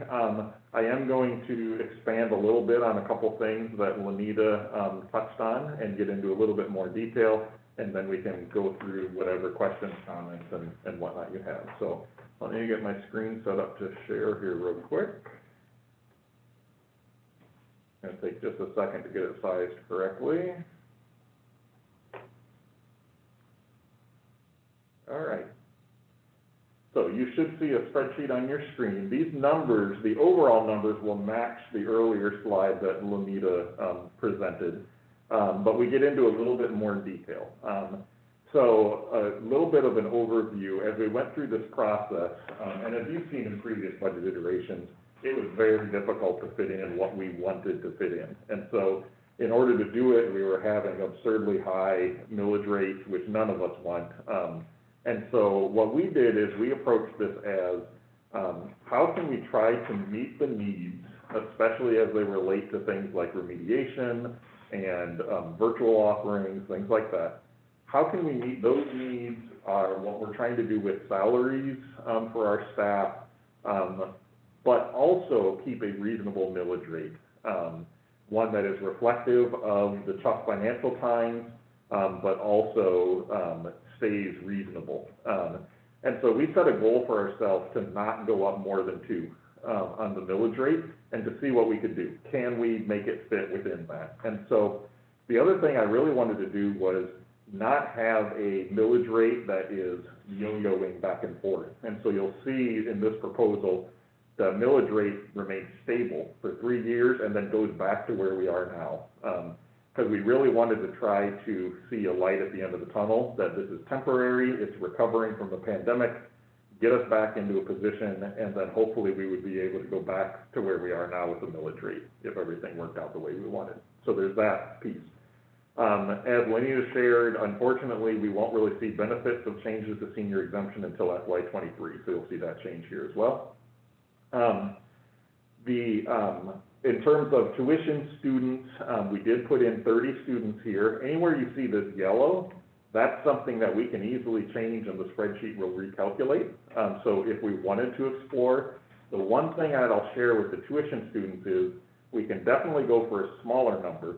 If we go for a bigger number, it will most likely require additional staff, and therefore there would be expenses involved. So 30 is about the limit I'm comfortable with feeling we could do it with existing staff. Okay, so we could go lower without changing others, but with higher, we'd have to incorporate associated expenditures. The austerity cuts, just to reiterate what Juanita shared, we are projecting 60% restoration this year and next year, and then ramping up to 80% and then 100%. This really is a guess, right? And so at this point, that's our best estimate of what could happen based on what we're seeing in terms of the financial environment of the state of Georgia. We do feel like there isn't going to be a need to maintain that austerity cut, and that's why we ramped it back up to the 100% restoration, meaning the cut would go away. In the yellow, you'll see the unspent balances. And so just a reminder, the positive numbers mean you're taking money from the unspent balance, and the negative numbers mean you're replenishing the unspent balance and you're building it back up again. And when we get to the bottom, you'll see the percentages associated. So you can see the revenue projections actually go down from one fiscal year to the next, from this fiscal year to next fiscal year, and that's largely due to how many COVID expenses we're not anticipating having. The expenditures, I just want to give kudos to Juanita and her team for really looking carefully at position control and found significant savings of things we were budgeting for that we probably didn't need to budget for. And so it's over $1 million that they found in the savings, which is fantastic. The flip side of that is every time we find something like that, we have to be more careful with our budget because there's now not a place to rescue us if something goes wrong. Does that make sense? So every time we cut things a little closer, we have to be more accurate in what it is we're actually going to be doing. In the expenditure sheet, I want to explain one thing because it can be a little confusing when you first look at it. A positive number means that an expense is being introduced in that fiscal year. If nothing else happens in that line, it means it stays. If that expense goes away, you'll see a negative number taking it away. So what you see in the expenditure part of is slightly different than what you see in the revenue part. So in the expenditure part of this sheet, so when I'm looking at S&P salaries, we budgeted this year $570,293 because we had to supplement, which she was talking about a little bit earlier, and then next year we take that away because we won't need it next year. That's why you see a negative number the following year. I'll give you a couple more examples of these too, and hopefully it'll start making sense. The next section is salaries for intervention positions. And so originally we were hoping to do 21 positions, and that just was not feasible. There was no way we could make that work. So we talked through what are our actual core needs, what could it look like. So we reduced it down to 15 teachers instead of 21. And then we also designated 3 of those as special education teachers. You may recall me saying in a previous meeting how we have to remember there are always last-minute special education needs that come up. We anticipate that happening just as much this year. And so we took those 15 teachers and designated 3 of them as special ed teachers. So of the 12 intervention positions for other teachers beyond the special ed, we added those 12 in to the next year's budget for $715,000. And then we reduced by 4 teachers each year to get back to not having those extra positions. So this goes with what we were talking about before of we anticipate the greatest need for responding to the pandemic next year, and then ease it off a little bit in the following years. So that's what that represents. So we add them in, and then we take 4 away. We do not intend to do that through terminations or anything like that. What we're really hoping with so few numbers there, we can do it through natural attrition of people moving in and out of the district. The intervention program manager we see as a long-term need that could eventually help us with our overall MTSS program, multi-tier system of supports. And so you'll see that $89,000 goes in next fiscal year and it stays there. There's no negative to pull it back out because that is an additional resource we can use into the future.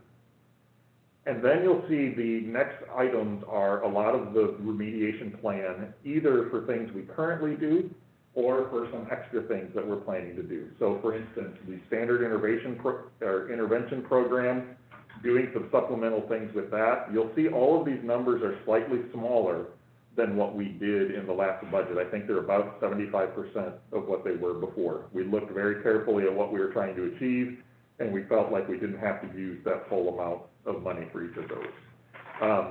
What you see with the standard intervention program is half of those expenses we anticipate that will yet this year, and then the other half next year, and then we take it away in the future. So the way that's in there, that first time you see $28,125, that's an additional expense this year.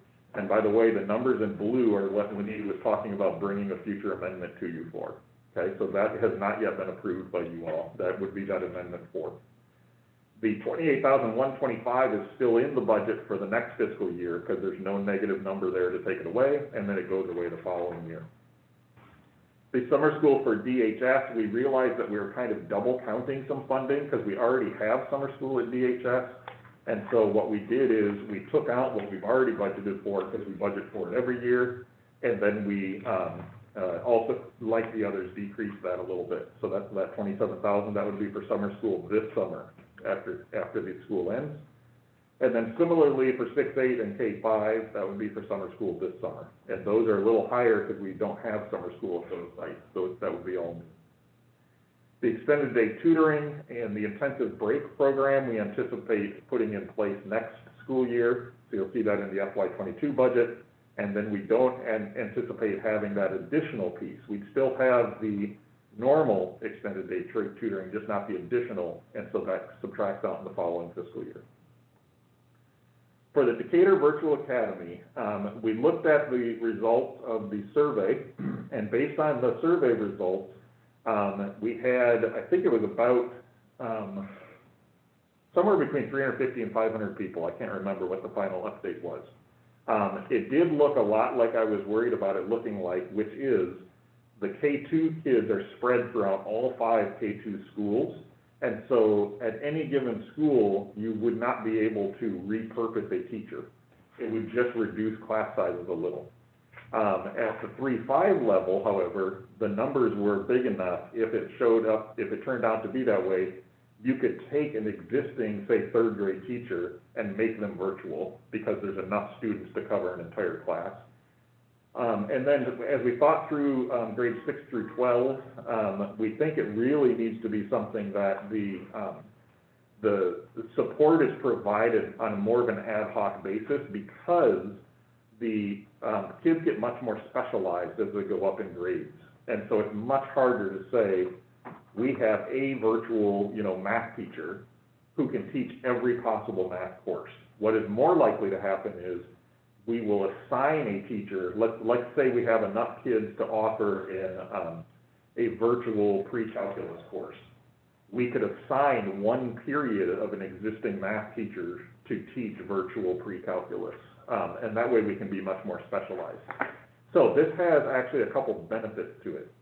So one of the things we're picturing doing is taking out all of those extra costs when we pictured it being its own school and not having a separate principal and separate clerical support, separate counselors, whatever. What we're picturing now with this slightly smaller version is have it be a part of a school. And so, for instance, for the K2 teachers, we would assign the K2 grades to one of the existing elementary schools for the virtual program. So for instance, I think Glenwood is our smallest school right now, I think. So we may assign the K2 virtual school to Glenwood. The principal at Glenwood would be in charge of that K2 virtual school. The counselor would provide support in the K2 virtual school. The front office people would provide support in the K2 virtual school. And the benefit of that would be that we can be much more flexible then. So let's say that we have 2 first grade teachers that each have classes of 15, and then as soon as all the kids get vaccinated, we have 15 students who no longer want to be virtual. We can now have that teacher transition to being an in-person teacher. So that's what the vision is for that. We also may be able to have those kids potentially go back to whatever school they would have been otherwise. So let's say you're a Winona Park kid, you want to be virtual in 2nd grade, you're now a Glenwood student while you're virtual, and there may be room in your 2nd grade class to go back to Winona Park when you want to go in person. So we need to work through the details of what exactly that looks like, but it will allow them to be a part of a school community and get all those benefits that come from being a part of the school community. Grades 3-5, we would either assign them to one of the schools, or depending on numbers, we might have one at each school, some representation. So we need to see how people sign up for that. But because we're looking at each grade level, over 30 kids, we anticipate that we could pull from the existing teachers and find a 3rd grade teacher who can be the 3rd grade virtual school teacher, et cetera. So, and then at the high school, we put in some stipends because it is possible that while working through the schedule, we may not be able to have free periods, and we may have to ask somebody to teach an extra period. And so in that case, we put in some money for stipends so we could pay them for that extra period if that comes down to that. So that's the virtual academy picture. And one of the questions that came up in the comments was about like the athletics and stuff like that. I know that had been a concern previously. This also addresses that because you would still be a Renfro student. You wouldn't be a Decatur Virtual Academy student. Think of it more as a program than as a school. Just like you may be in the Decatur Career Academy at the high school, but you're still a DHS student, right? And so it'd be similar with this. It would be a program, not a school, okay? And then we would still, through our curriculum and instruction department, offer that continuity vertically across grades, but it would not be its own separate school, okay? As Juanita spoke to, obviously our salaries are by far the biggest part of our expenses. And so any changes in the cost of living or step changes have drastic impact on the budget. And so as we were looking at it, it was very difficult to accomplish what we were trying to accomplish in some of these other areas while still having a cost of living right off the bat. And so what we tried to do, we wanted to continue with an increase of some sort. And so we kept the step increases in across the board, which on average is a 1.5% increase. There are exceptions, and I want to make sure you know that there are people who are at the bottom of the salary schedule, for instance, and there's nowhere else to go. And so you would not see an increase if you're that person. And there are some weird steps in the state salary schedule where the salary is the same 2 years in a row. So there are some instances where it would not be a 1.5% increase. There are others where someone might see a 3% increase, right? So it depends on where they are in the salary schedule. So we left the step increases in there, and then we put the cost of living adjustments and tried to ramp it up to 2%, which is our goal usually, as quickly as we could and still make it viable. The benefits section is very similar to the salary section. It's just the benefit side of things. So what does it cost for their health insurance? Just a reminder that for every employee that we offer health insurance to, we are investing $12,279 of funds that we are covering for that. And so there are people whose salary is almost doubled just because we offer health insurance. So it is a tremendous benefit. And then we also took into account things like FICA and TRS. And so you'll see that in this chart as well. And then finally, one of the ways we were able to fund this is that we are recommending an across the board 5% cut in all of our other budget areas, as you see listed right here. And so the 5% cut, we feel like we can still operate. It makes me a little bit nervous because we already have very lean operations budgets. We've put the vast majority of our money into people, but we feel like as long as we can try to start restoring it, which you'll see later, it goes 5% cut, but then we start bringing it back with 2% increases into the future. But that way we are trying to put our money where we really feel is most important, which is in the people, and then pulling it from some other places. So you'll see 5% cuts everywhere except the fees and payments, because most of those lines we don't really have much say in, and they're probably going to go up whether we want them to or not. And then the other thing I'll note is you will see some items in here like under the supplies and equipment, $15,000, that then we take out 2,000 of it, then we take out 13,000 of it. Those are most likely, those are related to the remediation programs where we had some supply lines and things like that in these other pieces. So you'll see some of those as well. So the overall impact of this, we are projecting an ending fund balance of 8.9%. We would use $4 million of our unspent balance next year in order to balance the budget, and that would allow us to meet our board policy of at least 4%, just barely, 4.1%. We would then, of that $3.5 million fund balance, we would be able to increase another $1.1 million the following year. So we're actually starting to rebuild the unspent balance at that point. It goes up to 5.5%, and then we hit that 10% milestone the following year.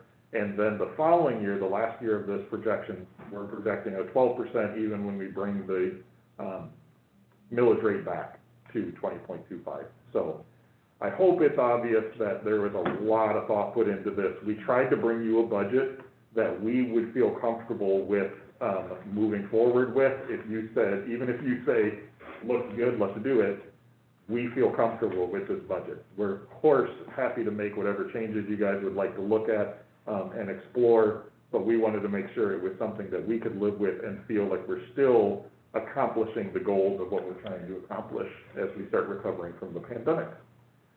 So that's a quick overview of what is there. I know it's a lot to digest.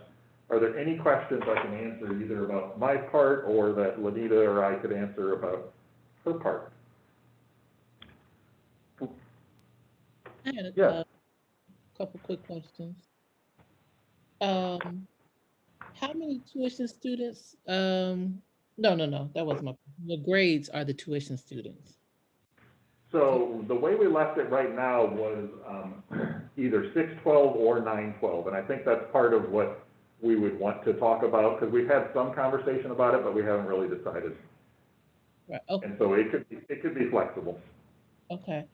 And then how many students does the budget accommodate for the virtual school?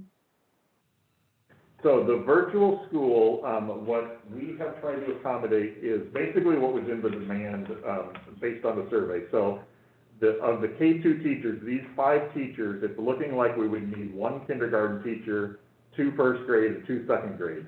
And that is in order to try to have the similar class sizes to what we have in our in-person classes, okay? And then at the 3-5, it looks like we would need about 2 teachers per grade, maybe 3, depending on how many actually sign up. And so we'd need about 3 teachers, but those would not be additional expense. Those would be reallocated from classrooms we wouldn't need because those kids had moved virtually. And then the middle school and high school, we would try to do with existing staff. We haven't figured out the details because it'll depend on which kids sign up and which courses they need. But we budgeted a little bit extra there in case we had to ask people to teach an extra period here and there in order to cover what the need was. Okay, so I was just wondering, I know we don't know exactly how many students would sign up, but I was just wondering if you had a rough number of how many students we are able to accommodate. It was about 350 or so, if I remember correctly. 350? Yes, Across all grades. across all grades.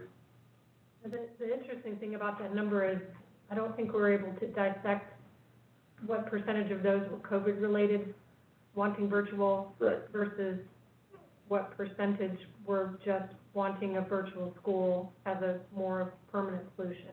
Well, and part of the idea of this structure is it can be more flexible, Yeah. right? Like, I think we have to be prepared for either having a lot more kids in the fall than we anticipate, and or having to fluctuate through the school year. Right. And I feel like this solution is a lot more flexible than what we were originally picturing. Yeah. And so if we had a lot more, say, 3rd through 5th grade students want virtual at the start of the fall, we could accommodate that much more easily by assigning a teacher to be virtual. Find another teacher or 2 or 3 or however many we need. And if that demand changes through the year, as kids get vaccinated, as people feel more comfortable sending kids, we can then transition some of those folks back to in-person. We do need to figure out some of those logistics, right? Yeah. And so I don't want you to think that's all figured out, because it's not. We would need to figure out, like, could we keep kids with their same teacher, for instance, and transition the whole class back? What does that look like? Would it have to change? We'd have to think through all of those kind of things. Yeah. But I do feel like this solution is a lot more flexible than what we were picturing originally. I think it's important, I think that's helpful, and I think it addresses some of the concerns that I'm hearing from the community, which are we prepared for the fall, whatever may come? Right. And I think this answers that question, that yes, we are preparing for being able to be flexible, because we hope, and we think we know, a scenario that may happen, but we also have learned that we have to be nimble. Yeah. And I think this is giving us the opportunity to do that. That's exactly what we're trying to do.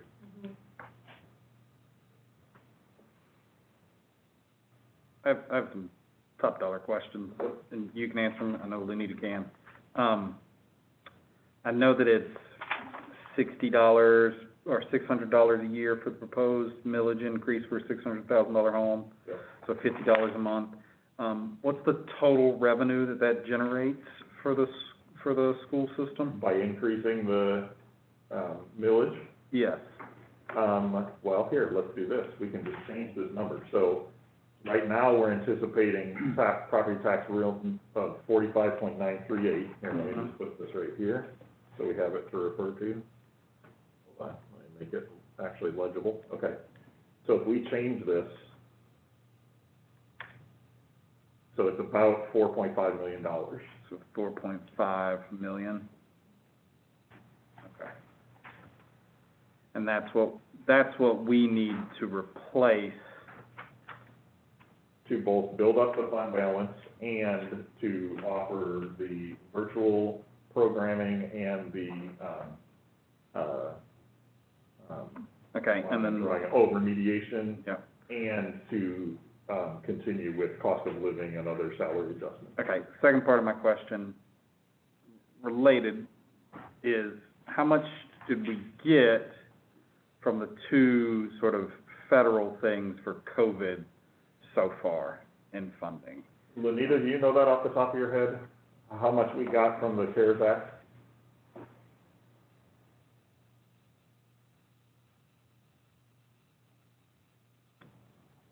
If you're talking, you're muted. I'm sorry, I was mute, yes. It's about a 1,341,000. Okay, from both of them combined? Correct. Okay, because I know the Senate just passed one that is about twice the size of the summer one. And so the higher ed stuff we were getting was suggesting that 126 million for K-12 versus the 46 million. Okay. And so I'm just.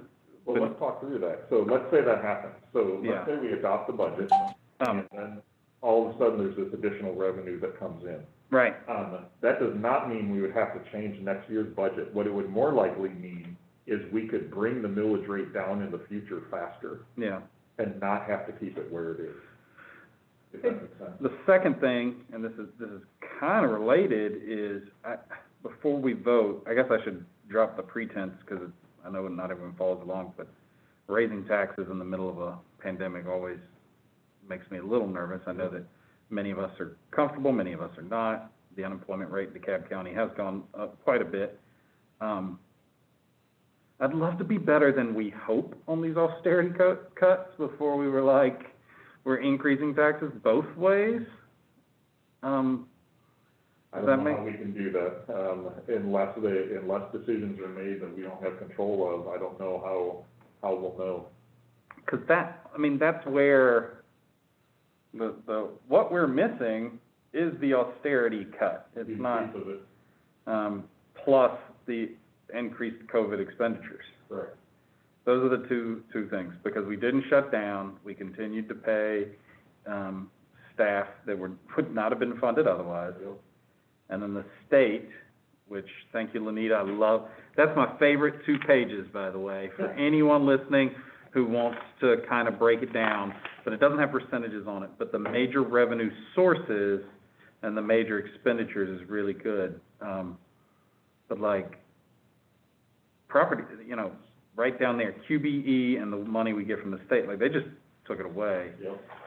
Before confidently going forward with like $50 more a month to live in Decatur on your $600,000 house, and $25 on your $300,000, it'd be nice to have better answers on voting. Totally agree, and so part of the reason you wouldn't actually be, for instance, tonight you're not approving the budget. I know. So we do have some time still. Marching order, yeah. We do have some time still. Okay.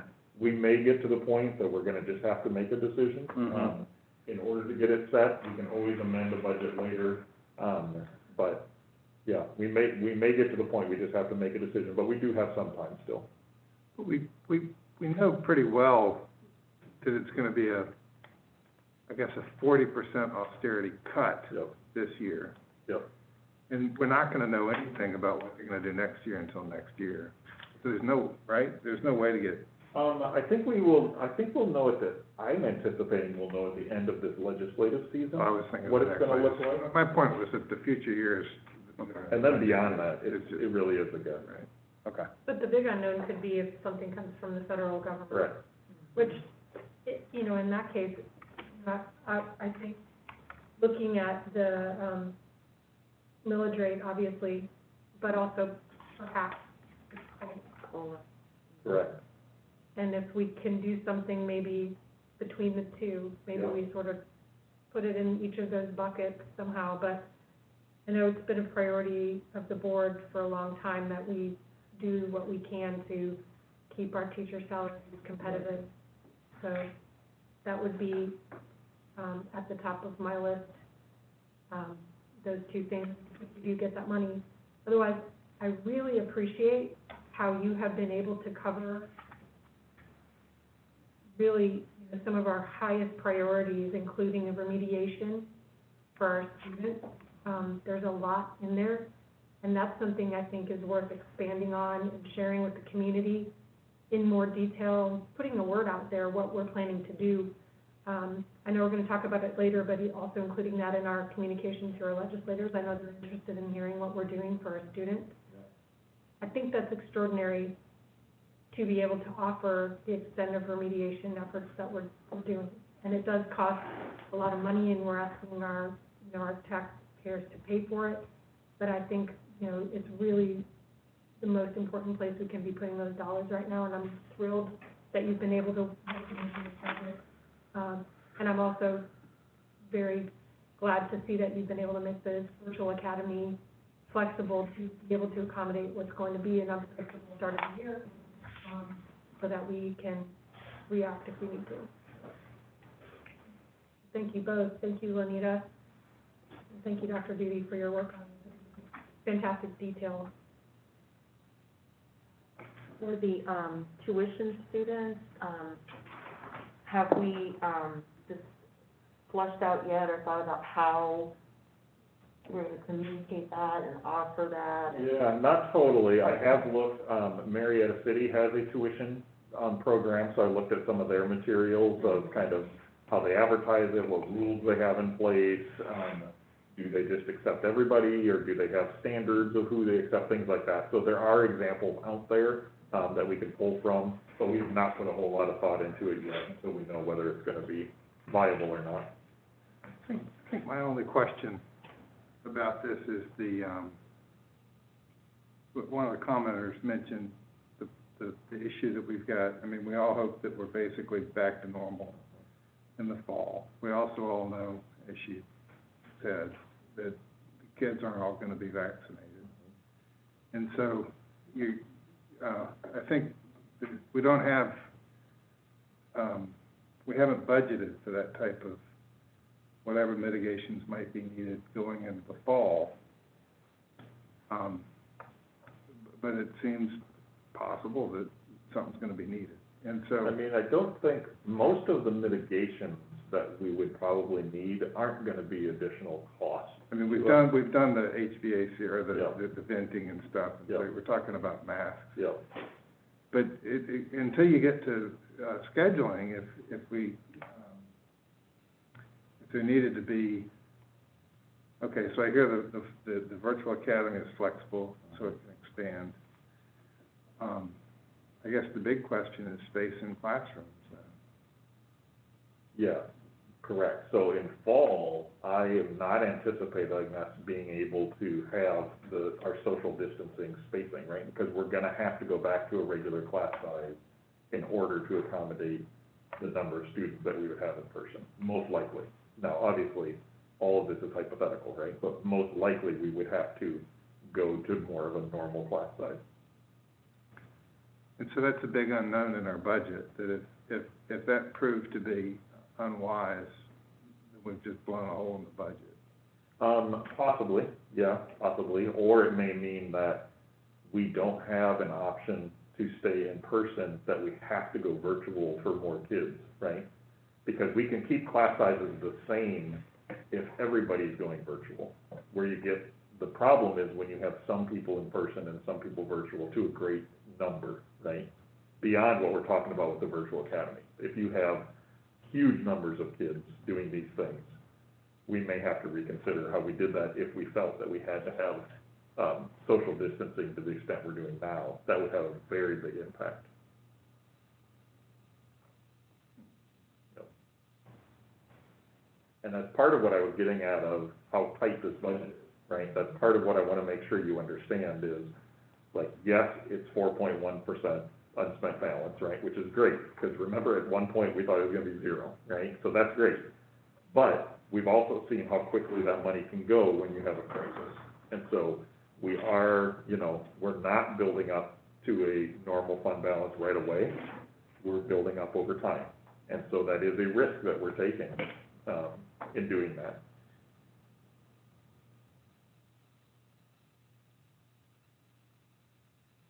Other thoughts or questions? Don't forget to change your cells back. What? The things you changed. Oh, yeah. This isn't our official version. Oh, okay. I was afraid I'd change something and not remember, so. Okay. This is, it's somewhat budget related as we deal with that. I would love to see a similar timeline for 21, 22 added to the website so that people can go and are beginning to make decisions. A timeline about, when we'll know things. This is when you would know about a virtual decision. Yeah. This is when we plan to have more details to you about X, Y, and Z. Because people are filling in a lot of gaps. Right. And we've talked about that, and Tosh and I've talked about it. Just something that says, we've gotten a lot of emails. It is impossible to respond to any of them, but it has been like, what are you doing for 21, 22? I know we're working on it. So we are working on it. This is when you can expect details. Dr. Sims continues to volunteer his time. She's talking to the vaccine stuff tomorrow. I saw her name on the list, right? Like, what are the mitigation efforts you said that we are planning to keep in place? When can we, that would help with us from a budgetary perspective. Yep. It would help with parents as well. I know that they would appreciate it and would fill in some communication gaps. Yep. I think it's a great idea.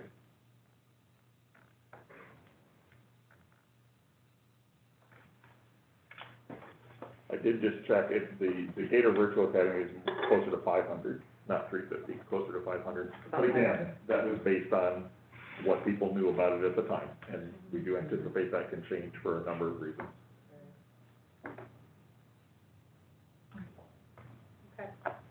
Okay. So moving on from the budget, operations and information services. All right, so the next two reports, just a reminder, these are just here so that you and others can look at them. And this is part of our regular policy monitoring schedule. The parent-family engagement one is an addition because we wanted to pull some stuff together to share what we are doing. But those, we're not going to discuss tonight. That's just so you have time to look them over and community members can look them over. And those will be on the work session, our next work session. So that's when we will discuss those.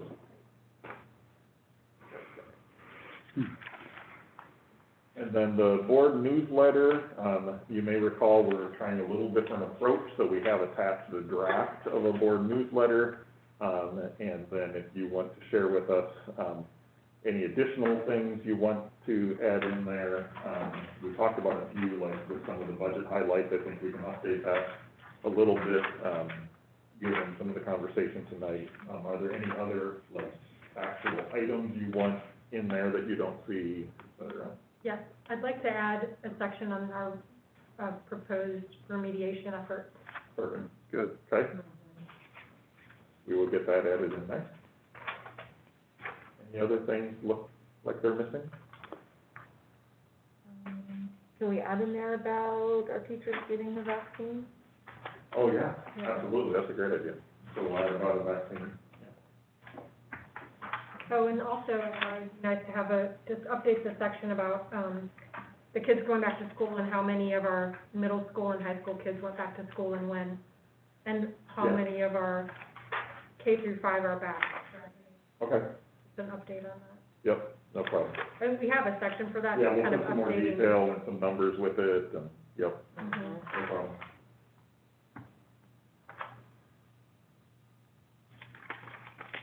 We actually need a new picture with our masks on. Yeah. Because people ask, like, are they standing in the same place that close to each other? That's right.